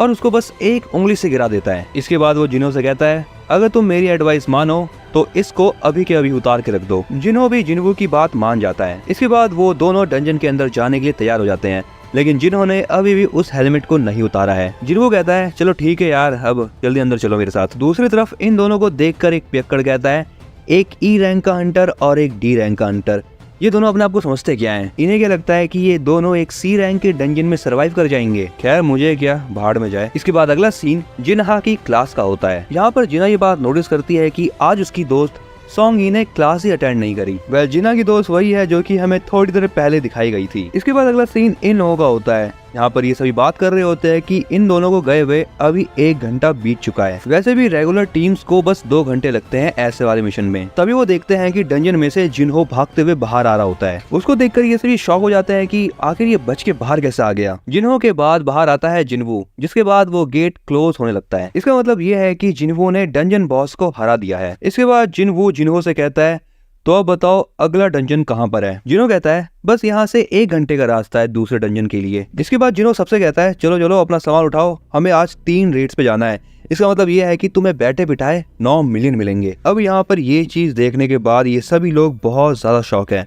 वो सोचते हैं कि जिन्वू ने अकेले कैसे कर दिया ये सब कुछ। इसके बाद अगले सीन में जिन्वू एक गॉब्लिन डंजन में होता है जहाँ पर वो इन सभी के सभी पित्ती गॉब्लिन्स को एक झटके में उड़ा देता है। जिन्वू यहाँ पर उन गॉब्लिन्स को ऐसे हरा रहा है जैसे कि उसके लिए ये कुछ हो ही ना। इसके बाद यहाँ पर जिन्वू बिना कोई खास एफर्ट्स लगाए गॉब्लिन बॉस को भी मार देता है। इसी के साथ यहाँ पर जिन्वू का लेवल अप भी हो जाता है। इसके बाद अगला सीन अगले दिन का होता है। यहाँ पर जिन्वू अपने घर से काम के लिए निकलता है, जिसे देखकर जिन्हा शॉक हो जाती है। वो जिन्वू से कहती है तुम आज भी काम पे जा रहे हो? जिन्वू कहता है हाँ, और याद से गेट बंद कर लेना। इसके बाद अगले सीन में ये दोनों एक डंजन में होते हैं जहाँ पर जिन्हो भाग रहा होता है और जो बॉस जिन्हो के पीछे भाग रहा होता है जिन्हो उस बॉस को मार के अपना लेवल अप कर लेता है। इसके बाद ये दोनों एक के बाद एक डंजन में जाते रहते हैं जिससे जिन्वू का लेवल अप भी होता रहता है। इसी बीच एक डंजन के अंदर जिन्वू अपनी स्टेल्थ एबिलिटी का भी यूज करता है, जिसे देखकर जिन्हो शॉक हो जाता है और वो सोचता है जिन्वू बहुत ज्यादा स्ट्रॉन्ग हो चुका है तब से लेकर अभी तक। यहाँ पर जिन्वू खुद से कहता है स्टेल्थ एबिलिटी जैसे मुझे मिली मुझे वो तरीका अच्छा नहीं लगा, लेकिन यह एबिलिटी है बड़ी कमाल की। इसके बाद जैसे ही जिन्वू सभी बीस्ट को मार देता है जिन्वू से कहता है मैंने यहाँ पर जितने भी क्रिस्टल थे सारे के सारे जमा कर लिए हैं, इसीलिए अब तुम थोड़ा सा रेस्ट कर सकते हो। जिन्वू कहता है ठीक है। जिन्वू अब यहाँ पर अपने सिस्टम को चेक करता है। उसका सिस्टम उसे बताता है कि जिन्वू ने बहुत सारी एबिलिटीज को अनलॉक कर लिया है, लेकिन यहाँ पर उसके पास ये एबिलिटीज बस लिमिटेड टाइम के लिए ही रहती हैं, क्योंकि उसके पास अभी इनफ एमपी नहीं है। एमपी का मतलब माना पावर। जिन्वू यहाँ पर खुद से ये भी कहता है कि अब समय आ गया है कि उसको अपनी इंटेलिजेंस भी बढ़ानी होगी और यहाँ पर ये सारी चीजें करने के बाद वो सीधा डीमन कैसल में जाएगा, या फिर शायद नहीं, क्योंकि जो अभी उसकी स्ट्रेंथ है वो बी रैंक हंटर से ऊपर है और ए रैंक हंटर से नीचे। तभी यहाँ पर उसका सिस्टम उसे एक जॉब चेंज का क्वेस्ट देता है। अगला सीन व्हाइट टाइगर गिल्ड का होता है। यहाँ पर एक बंदा अपने चीफ को रिपोर्ट देते हुए कहता है ये एक बिडिंग डॉक्यूमेंट है, वो भी सी रैंक गेट्स के लिए, जहाँ पर उसे पता लगता है कि किसी ने 150 मिलियन दिए हैं सी रैंक गेट को जीतने के लिए। इसी के साथ वो आदमी बताता है एक ऐसी रेड टीम है जो कि दुगनी बिडिंग कर रही है, वो भी सी रैंक गेट्स के लिए। रिपोर्ट देखकर यहाँ पर चीफ बोलता है इन सारे रेड मिशन का कैप्टन है जिन्हो, कभी इसका नाम मैंने सुना नहीं आज तक। इस पर ये आदमी बताता है ये यूजिन कंस्ट्रक्शन के मालिक का दूसरा बेटा है। इस पर चीफ बोलता है यूजिन कंस्ट्रक्शन, ऐसे तो ये लड़का अपनी कंपनी का बहुत बड़ा लॉस करवा देगा। भले ही ये लड़का मजाक कर रहा हो, लेकिन ये बहुत बड़ी बात हो चुकी है अभी। इसके बाद ये चीफ जिन्वू का नाम देखता है और उसे पता लगता है कि जिन्वू एक ई रैंक हंटर है। जिन्वू का नाम सुनने के बाद उसे याद आता है कि ये लड़का तो डबल डंजन वाले हादसे में भी था। इसका मतलब यहाँ पर कुछ तो गड़बड़ है। अगले सीन में जिन्वू और जिन्हो फिर से एक रेड से वापस आ रहे होते हैं। जिन्वू जैसी बाहर आता है वो नोटिस करता है कि उसको सॉन्गी घूर रही होती है। जिन्वू उसे कहता है तुम्हें क्या हुआ? सॉन्गी यहाँ पर ब्लश करते हुए कहती है कुछ नहीं। इसके बाद अगले सीन में ये आदमी और इसका चीफ कहीं जा रहे होते हैं। चीफ यहाँ पर बताता है जिनवू, ये लड़का एक सेकंड अवेकनर है, क्योंकि जिनवू के साथ अभी रिसेंट में 3 बड़े हादसे हुए हैं। पहला डबल डंजन इंसिडेंट, दूसरा डोंगसुक इंसिडेंट और तीसरा कैंग इंसिडेंट। और इन तीनों ही इंसिडेंट्स में बाकी लोग मर गए और ये अकेला बच गया। और इसीलिए अगर ये एक सेकंड अवेकनर नहीं है तो इसकी और कोई एक्सप्लेनेशन नहीं है। वैसे यहाँ पर ये दोनों कुछ नए लोगों को रिक्रूट करने जा रहे होते हैं। अब जैसे ही यहाँ पर ये लोग डंजन गेट पे पहुंचते हैं, ये देखते हैं कि जिनवू और जिनहो को छोड़ के बाकी लोग पिकनिक मना रहे हैं। तभी यहाँ पर सोंगी उससे आके कहती है, मिस्टर, यहाँ पर बाकी लोगों का आना मना है अभी। वो आदमी कहता है, अरे मैं तो ऐसे ही आ गया था, लेकिन ये बताओ तुम लोग गेट के इतने पास क्यों बैठे हो। सोंगी कहती है, सबसे पहली बात तो मुझे बच्चों की तरह ट्रीट मत करो, मैं भी एक हंटर हूँ। ये सुनकर चीफ शॉक हो जाता है और वो कहता है, तुम भी हंटर्स की टीम में हो। सोंगी कहती है, हाँ। यहाँ पर चीफ समझ जाता है कि संग जिनवू अकेला ही गया है, इसका मतलब वो बहुत ज्यादा पावरफुल है। इसके बाद वो चीफ वहाँ से चले जाता है। तभी जिनवू रेड से बाहर आते हुए जिनो से कहता है, कल कुछ है तो नहीं, क्योंकि कल छुट्टी मारते हैं। जिनो कहता है, कल एक गेट रिजर्व तो है, लेकिन चलो मैं उसे कैंसिल कर देता हूँ। जिनो यहाँ पर उसे ऐसा करने से मना कर देता है,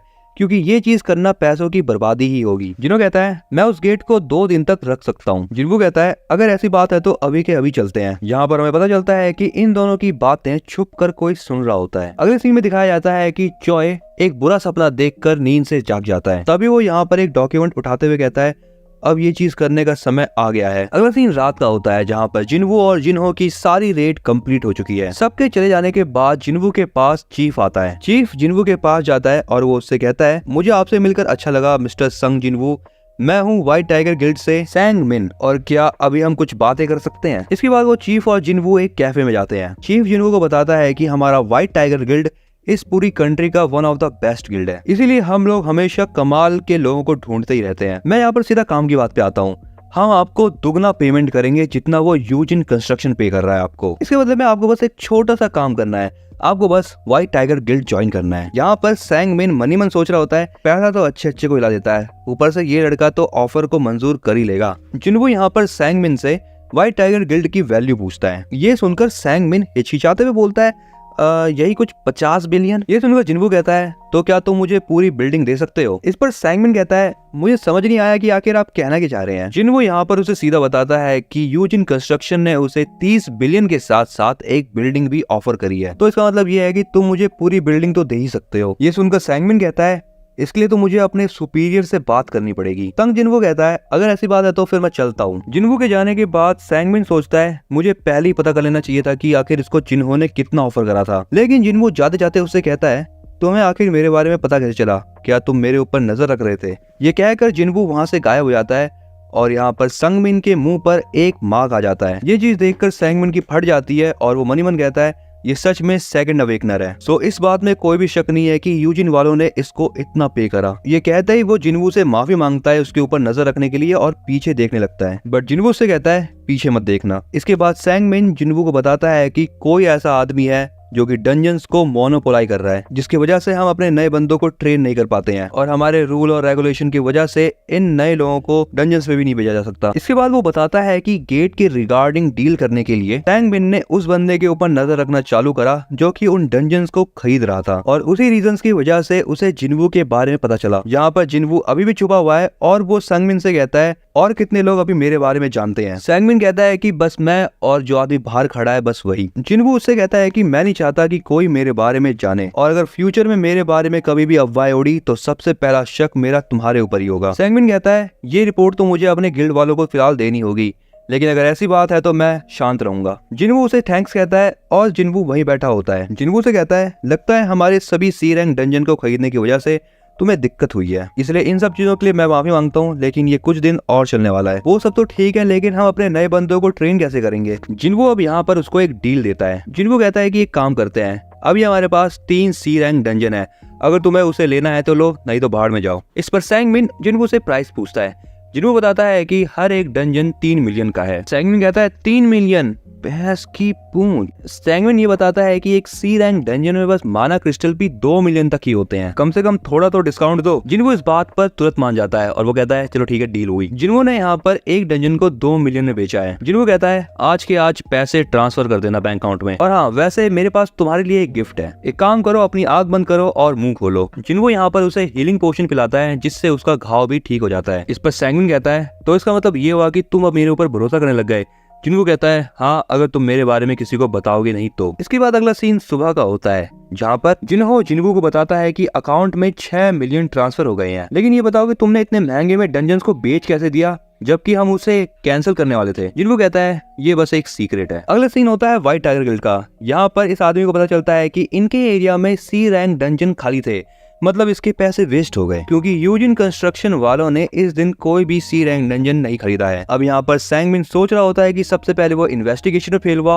और दूसरा बिजनेस में। तभी उसको जिन्वू का मैसेज आता है, इस चीज से हमारा हिसाब बराबर हो गया, अब मैं भूल जाऊंगा कि तुमने मेरे ऊपर कभी भी स्पाई करा था। अब पता नहीं क्यों यहाँ पर इस मैसेज को देखने के बाद ये बंदा खुश है। जिन्वू यहाँ पर कार चलाते हुए सोच रहा होता है तो एक जॉब चेन क्वेस्ट, मुझे ऐसा लगता है कि इसमें मजा आने वाला है। सो बडीज इसी के साथ ये वाला एपिसोड होता है एंड। एपिसोड की स्टार्टिंग होती है जिन्वू से जो कि सिटी से काफी दूर आ चुका है और वो सिटी से दूर अपने जॉब चेंज क्वेस्ट के लिए आया हुआ है। वो बताता है कि उसको ये क्वेस्ट तब मिला था जब वो लेवल 40 पे पहुंचा था। वो ये भी बताता है कि ये वाला क्वेस्ट बाकी क्वेस्ट से अलग है क्योंकि इस वाले क्वेस्ट को वो एक्सेप्ट कर भी सकता है और नहीं भी कर सकता है। इसी के साथ वो यहाँ पर ये चीज डिसाइड कर सकता है कि उसको कब ये क्वेस्ट स्टार्ट करना है, लेकिन वो कहता है इस क्वेस्ट को पूरा करके शायद उसको प्रोफेशनल स्किल्स भी मिल जाए। इसके बाद यहाँ पर जिन्वू उस क्वेस्ट को एक्सेप्ट कर लेता है और उसको एक्सेप्ट करते ही एक बहुत कूल सी ट्रांजिशन के साथ गेट ओपन होता है। यहाँ पर तुम देख सकते हो कि ये गेट बाकी डंजन गेट से काफी अलग है। जिन्वू यहाँ पर कहता है कि उसने डेली क्वेस्ट पूरा नहीं करा है, इसीलिए वो डंजन से बाहर आने के बाद उस क्वेस्ट को पूरा करेगा और इसी के साथ वो एंट्री कर लेता है उस डंजन में। अगले सीन में हमें दिखाया जाता है ये बंदा, ये कौन है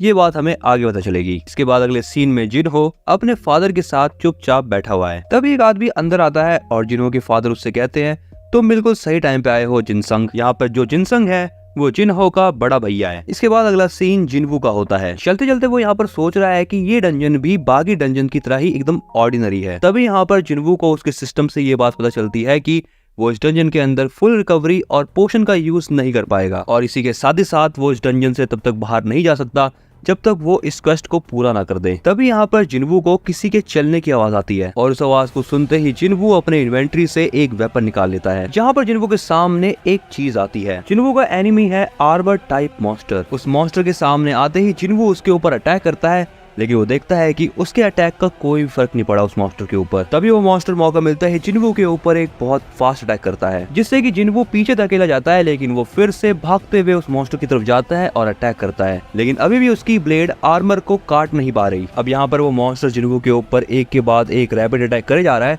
और जिन्वू सोचता है कि एक मॉन्स्टर जिसके पूरे शरीर पे एक खतरनाक आर्मर है। बट सडनली यहाँ पर जिन्वू को उस स्नेक की याद आती है जिससे वो पहले लड़ा था, जिसके बाद वो समझ जाता है कि इस मॉन्स्टर को कैसे हराना है। जिसके बाद वो अपने हाथों से ही उस मॉन्स्टर की हेलमेट को हटा के उसे खत्म कर देता है, लेकिन उसको हराने के बाद जिन्वू सोचता है कि उसने अपनी फेटल स्ट्राइक बेकार कर दी और अभी उसकी माना पावर और इंजरीज रिकवर भी नहीं होंगी। बट तभी अचानक से वहाँ पर बहुत सारे मॉन्स्टर आ जाते हैं, वो भी सेम दिखने वाले। इसके बाद अगला सीन जिन्हो का होता है। जिन्हो के फादर उससे पूछते हैं आखिर तुम खाना क्यों नहीं खा रहे हो जिन्हो, क्या बात है। इस पर जिन्हो कहता है उसे कुछ नहीं हुआ। तभी जिन्हो के फादर कहते हैं गिल्ड की प्रोग्रेस कैसी चल रही है जिनसंग, मैंने सुना है कि एस रैंक हंटर्स ने तुम्हारा गिल्ड ज्वाइन करने से मना कर दिया। जिनसंग कहता है हाँ, मिन ब्यूंग और चाहे इनने मना कर दिया हमारी गिल्ड को ज्वाइन करने से, लेकिन इस चीज से हमारे प्लान पर कोई भी असर नहीं पड़ेगा क्योंकि हम यूरोप और मिडल ईस्ट के हंटर से भी बात कर रहे हैं और मैं जानता हूँ कि अगर हम उनको अच्छा खासा पैसा देंगे तो वो हमें जरूर ज्वाइन करेंगे। वैसे उनमें से एक और हंटर है जिसका नाम है डोंगसू। जिन्हो के फादर कहते हैं हाँ तुमने सही कहा। इसके बाद जिनसंग जिन्हो से कहता है मैं जानता हूँ कि तुम्हारे दिमाग में कुछ चल रहा है क्योंकि तुम सी रैंक के रेड मिशन ज्यादा प्राइस में खरीद रहे हो और ये कोशिश कर रहे हो कि तुम्हारी अचीवमेंट्स बढ़ जाएं। वैसे अगर तुम ये काम मजे के लिए कर रहे हो तो कोई दिक्कत नहीं है, लेकिन याद रखना मेरे रास्ते में मत आना। ये सारी बातें जिन्हो चुपचाप सुन रहा होता है और वो यहाँ पर काफी डरा हुआ भी है। वो मनी मन कहता है मेरे भाई को नहीं पता कि जिन्वू कितना पावरफुल है, जिन्वू की पावर से मैं कुछ भी अचीव कर सकता हूँ। इसके बाद अगला सीन जिन्वू का होता है जो कि डंजन के अंदर आर्मर मॉन्स्टर के साथ लड़ाई कर रहा है और वो भी बिना किसी वेपन का यूज किए हुए, वो भी हैंड टू हैंड। जहाँ पर एक आखिरी मॉन्स्टर को मार के वो सोचता है वो काफी थक गया है नॉन स्टॉप फाइट करते हुए, लेकिन तभी यहाँ पर एक नया एनिमी जिन्वू के ऊपर स्टेल्थ एबिलिटी का यूज करके अटैक करने की कोशिश करता है, लेकिन यहाँ पर जिन्वू बहुत ज्यादा सतर्क होता है और वो अपनी डैगर की हेल्प से उसको खत्म कर देता है। जिन्वो के नए एनिमीज होते हैं ये मेज, जो कि फ्लैश मैजिक का यूज कर रहे हैं। जिन्वो यहाँ पर सोचता है कि अभी तक वो जितने भी डंजन्स में लड़ा है, यहाँ पर वो उन सभी के मिक्सचर से लड़ रहा है, इसीलिए उसे अलग अलग एनिमीज से लड़ने के लिए अपनी अलग अलग एबिलिटीज का यूज करना होगा। जैसे कि स्ट्रेंथ का यूज आर्मर वाले मॉन्स्टर के लिए, परसेप्शन का यूज असैसिन्स के लिए और एजिलिटी का यूज आर्चर्स के लिए। जिन्वो की यहाँ पर सबसे बड़ी प्रॉब्लम है मेज से लड़ना, क्योंकि जिन्वो को उसे इंटेलिजेंस की मदद से हराना पड़ेगा और सैडली यहाँ पर जिन्वो के पास उतनी इंटेलिजेंस है नहीं। जिन्वो यहाँ पर बहुत देर से फाइट कर रहा है, इसलिए उसका सिस्टम उसे बताता है कि अब वो बेहोश भी हो सकता है, क्योंकि उसका फटीग यानी थकावट का लेवल 65 पहुंच गया है। अब यहाँ पर नेक्स्ट सीन होता है चोए के गिल्ड का, जहाँ पर वो अपने टॉप क्लास हंटर्स के साथ है एंड यहाँ पर ये लोग किसी फाइट के अंदर जाने की तैयारी कर रहे हैं। इसके बाद अगला सीन फिर से जिन्वो का होता है, जहाँ पर उसने सभी मॉन्स्टर को हरा दिया है और वो काफी थक भी चुका है। और मॉन्स्टर को हराने के बाद जिन्वो उन मॉन्स्टर्स के आइटम भी ले लेता है, जैसे कि उन आर्मर मॉन्स्टर से उनका आर्मर, और ये आर्मर इनविजिबल भी हो जाता है। जिन्वो ये भी बताता है कि उसका थोड़ा सा लेवल अप हो चुका है और उसने कई आइटम्स भी जमा कर लिए हैं। ये सब करने के बाद जिन्वो उस डंजन के अंदर आगे बढ़ जाता है। थोड़ी दूर चलने के बाद जिन्वो को यहाँ पर एक बहुत बड़ा सा गेट दिखाई देता है, जिसे देखने के बाद वो खुद से कहता है, मैं नहीं जानता कि अंदर जो मॉन्स्टर है वो कितना पावरफुल होगा। वेल, उसको बिना हराए मैं यहाँ से निकल भी नहीं सकता, इसलिए मुझे उसकी तोड़ देनी होगी। गेट को खोलते ही उसको एक हाई प्रेशर वाली हवा फील होती है, या फिर ये भी कह सकते हैं कि उसको एक अलग ही एनर्जी फील होती है। अंदर जाते ही वो देखता है कि वहाँ का स्ट्रक्चर एक किंग के हॉल जैसा होता है। तभी यहाँ पर जिन्वो का ओपोनेंट उसकी तरफ आगे बढ़ रहा होता है और जिन्वो कहता है, मुझे यहाँ पर सेम डबल डंजन वाली फीलिंग आ रही है। तभी हमें पता चलता है कि इस मॉन्स्टर का नाम है नाइट कमांडर इग्रिस, और यहाँ पर इसका नाम रेड कलर में लिख रखा है, यानी ये मॉन्स्टर एक खतरनाक मॉन्स्टर है जो कि जिन्वो के पावर के मुकाबले बहुत ज्यादा पावरफुल है। जिन्वो के पलक झपकते ही इग्रिस उसकी तरफ बहुत रफ्तार के साथ आगे बढ़ता है। जिन्वो को यहाँ पर पता भी नहीं चलता और इग्रिस उसके आसपास के खंभों को ऐसे काट देता है जैसे कि वो पेपर हो। इसी के साथ वो जिन्वो को उठाकर दूर पटक देता है। इसके बाद इग्रिस जिन्वो के पीछे वाली दीवारों को चकनाचूर कर देता है। अब इग्रिस को सामने देखकर जिन्वो की भी फट जाती है। तभी इग्रिस जिन्वो के ऊपर दोबारा से अटैक करता है, जिसके बाद जिन्वो उड़ते उड़ते दूर जाके गिरता है, लेकिन वो अपने आप को संभाल भी लेता है। जिन्वो यहाँ पर ये सोच रहा होता है कि इतने ज्यादा आर्मर पहनने के बावजूद भी ये इतना फास्ट मूव कैसे कर रहा है। जिन्वो यहाँ पर इग्रिस के ऊपर अटैक करने की कोशिश करता है, लेकिन वो उसका कुछ उखाड़ नहीं पाता, क्योंकि इग्रिस उसके सभी अटैक को आराम से ब्लॉक कर देता है। इग्रिस अपनी ब्लेड से जिन्वो के ऊपर अटैक करने की कोशिश करता है, लेकिन जिन्वो अपनी ब्लेड से उसके अटैक को ब्लॉक कर देता है, लेकिन इग्रिस जिन्वो को पीछे धकेल देता है। जिन्वो यहाँ पर ये सोचता है कि वो अपने डैगर से इग्रिस के आर्मर को नहीं काट सकता। इसी के साथ अब उसको खुद के ऊपर डाउट भी हो रहा है, क्या वो इग्रिस को हरा भी पाएगा या नहीं, क्योंकि इग्रिस उसके इमेजिनेशन से भी ज्यादा पावरफुल है। जिन्वो यहाँ पर अब अपने डैगर को अपने इन्वेंट्री के अंदर वापस रख देता है और वो अब इग्रिस से अपने मुक्कों से लड़ने की सोच रहा है। इंटरेस्टिंग बात यहाँ पर यह है कि जिन्वो को देखने के बाद इग्रिस भी अपने सारे वेपन फेंक देता है। अगला सीन होता है गुनही का। गुनही यहाँ पर कुछ काम कर रहे होते हैं, लेकिन तभी यहाँ पर चीफ वू आके उनसे कहते हैं, आप घर नहीं जा रहे। गुनी बताता है कि उसको कुछ काम है, इसलिए वो सोच रहा है कि वो आज के दिन यही रुक जाएगा। अब यहाँ पर चीफ वो गुनही को बताते हैं कि फाइनली वो चीज स्टार्ट हो चुकी है। तभी यहाँ पर प्रेसिडेंट गुनही को चॉय का कॉल आता है। चॉय उनसे कहता है, थैंक यू कि आप एग्री हुए इस मिशन के लिए। गुनही कहते हैं, थैंक यू कहने की कोई जरूरत नहीं, तुम ही बार बार जेजू आइलैंड के बारे में मेंशन कर रहे थे मुझे। इसके बाद गुनी ये भी कहते हैं कि अगर कोई भी दिक्कत हुई तो वो खुद अपने आप सब कुछ संभाल लेंगे। चॉय बताता है कि जेजू आइलैंड सबसे खतरनाक आइलैंड है, लेकिन तब भी उनको ये वाला मिशन पूरा करना है। अगला सीन फिर से जिन्वो वर्सेस इग्रिस का होता है। इग्रिस यहाँ पर जिन्वो के ऊपर इतना फास्ट अटैक करता है कि जिन्वो को कुछ पता नहीं चलता और वो जमीन के अंदर धंस जाता है। इसके बाद वो जिन्वो को उठा के बगल वाले दीवार में पटक देता है, जिसके बाद वो भागता है। जिसके बाद वो जिन्वो को रैपिड पंचेस करता है। वो जिन्वो के ऊपर बहुत पावर के साथ पंचेस करता है। वो इतने पंच करता है कि जिन्वो के पीछे जो दीवार होती है वो भी टूट के गिर जाती है, लेकिन जिन्वो अपने आप को जैसे तैसे करके बचा ही लेता है। पर उसने अपने वाइटैलिटी के 500 पॉइंट्स कटवा लिए हैं। वो तो अच्छा था कि उसने आर्मर पहन रखा था, और अगर जिन्वो ने आर्मर पहना नहीं होता तो वो अभी मर चुका होता। यहाँ पर जिन्वो सोच रहा है कि बिना स्वॉर्ड के भी इग्रिस बहुत ज्यादा पावरफुल है। तभी जिन्वो अपनी डैश स्किल को एक्टिवेट करता है और इग्रिस की तरफ बहुत स्पीड में भागता है, और वो फाइनली इग्रिस को एक पंच भी करता है, जिससे इग्रिस पीछे धकेला जाता है। लेकिन इसके बाद जिन्वो उसको एक भी पंच नहीं कर पाता, क्योंकि इग्रिस उससे कई ज्यादा फास्ट है। इग्रिस से उल्टा यहाँ पर जिन्वो को पटके जा रहा है। इसके बाद इग्रिस और जिन्वो की हैंड टू हैंड बैटल चलती है, और वो कई देर तक। इसी फाइट के बीच में जिन्वो को एक मौका मिलता है इग्रिस के गले पर अटैक करने का। इस अटैक को खाने के बाद ऐसा लग रहा था कि इग्रिस बेहोश होने वाला है, लेकिन वो बेहोश नहीं होता। इनफैक्ट इग्रिस को और भी ज्यादा गुस्सा आता है और वो जिन्वू को उठा उठा के पटकता है। मतलब ऐसा समझो कि इग्रिस जिन्वू को पकड़ता है, आगे फेंकता है, फिर पीटता है, फिर आगे फेंकता है, फिर पकड़ता है, फिर पीटता है, और यही सेम चीज वो कई बार उसके साथ करता है। यहाँ तक कि इग्रिस जिन्वू को दीवारों पर घसीट घसीट के मार रहा है। मतलब हाँ, जिन्वू को यहाँ पर रगड़ा जा रहा है, वो भी अच्छे से। अब यहाँ पर अगला सीन जिन्वू के घर का होता है। जिन्वू की बहन ने यहाँ पर जिन्वू के लिए खाना बना के रख दिया है और उसके ऊपर एक प्यारा सा नोट भी डाला है। और पता नहीं, ऐसा लग रहा है कि ये लोग शो करना चाह रहे हैं कि जिन्वू अब खत्म होने वाला है, क्योंकि अगले सीन में जिन्वू की मॉम को भी दिखाया जाता है। एनीवेज, इसके बाद अगला सीन फिर से इग्रिस और जिन्वू का होता है। यहाँ पर जिन्वू ने इतनी मार खाई है कि अब वो कुर्सी पे चुपचाप आराम से बैठा हुआ है और इग्रिस उसके सामने खड़े होके उसके हिलने डुलने का वेट कर रहा है। ऐसा लग रहा था, लेकिन इग्रिस अपनी तलवार को अपने पास बुलाता है। इग्रिस जैसे यहाँ पर जिन्वू के ऊपर अपने ब्लेड से अटैक करता है, जिन्वू अपने हाथों से उसके ब्लेड को रोक देता है। जिन्वू उठते हुए इग्रिस से कहता है, ससुर के नाती मैं हारा नहीं हूँ अभी तक। जिन्वू अपने डैगर को निकालने के साथ ही इग्रिस के गले पे अटैक करता है। इसके बाद वो इग्रिस को घसीटते हुए पीछे ले जाने लगता है, लेकिन इग्रिस जिन्वू के डैगर को अपने गले से निकाल लेता है, जिसे देखते हुए जिन्वू अपना दूसरा डैगर निकालता है और वो इस डैगर को उसके अंदर और अंदर तक घुसाता है। अब यहाँ पर जिन्वू रेज मोड में आ चुका है और वो लगातार इग्रिस के ऊपर अपने डैगर से अटैक करते जा रहा है और फाइनली यहाँ पर जिन्वू इग्रिस को डिफीट कर देता है। उसको हराने के बाद जिन्वू सोचता है कि उसकी किस्मत ने आज उसका साथ दिया, क्योंकि स्किल, स्ट्रेंथ और एक्सपीरियंस के मामले में इग्रिस बहुत ज्यादा पावरफुल है। अब यहाँ पर जिन्वू का सिस्टम उसको 4 रिवॉर्ड देता है। सबसे पहले गोल्ड कॉइन्स, उसके बाद इग्रिस का ये वाला हेलमेट, और ये हेलमेट एक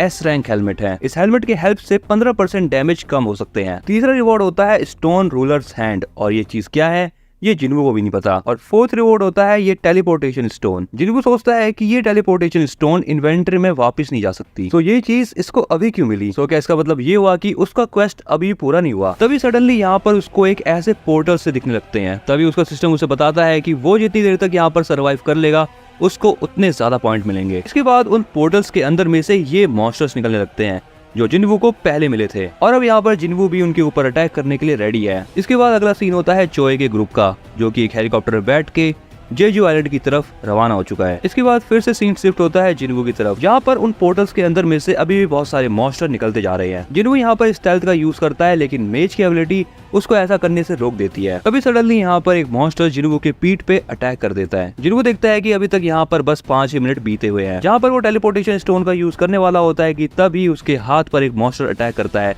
जिसकी वजह से उसका टेलीपोर्टेशन स्टोन नीचे गिर जाता है। एंड अब यहाँ पर इतने सारे मॉन्स्टर उसके ऊपर अटैक करने के लिए रेडी हैं। जैसा कि हमने पिछले एपिसोड में देखा, इग्रिस ने जिन्वू की मार मार के हालत खराब कर दी, लेकिन जिन्वू ने भी इतनी मार खाने के बाद हार नहीं मानी और उसने फाइनली इग्रिस को हरा दिया। लेकिन उसका क्वेस्ट तब भी पूरा नहीं हुआ, क्योंकि उसके सामने बहुत सारे ओपोनेंट्स आ जाते हैं।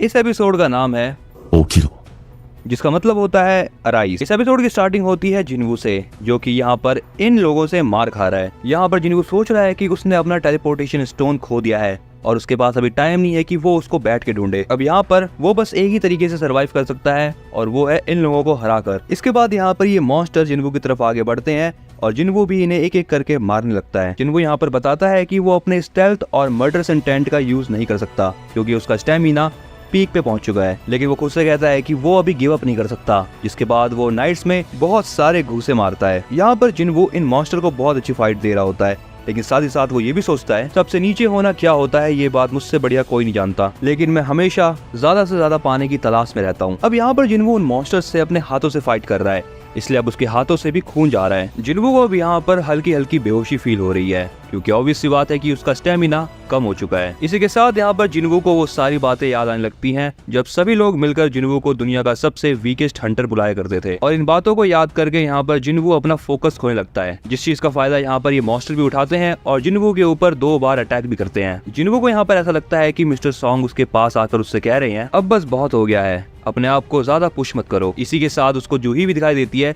जो कि उससे सेम यही बात कहती है। अब यहाँ पर जिन्वू का पुराना वाला वर्जन भी आ जाता है, जो कि उससे कहता है तुम्हें वही मिल रहा है जो तुम डिजर्व करते हो। वैसे भी तुम इतनी मेहनत क्यों कर रहे हो इतनी खतरनाक चीज को लेकर? वैसे क्या तुम्हें याद है कि तुम एक E रैंक हंटर हुआ करते थे?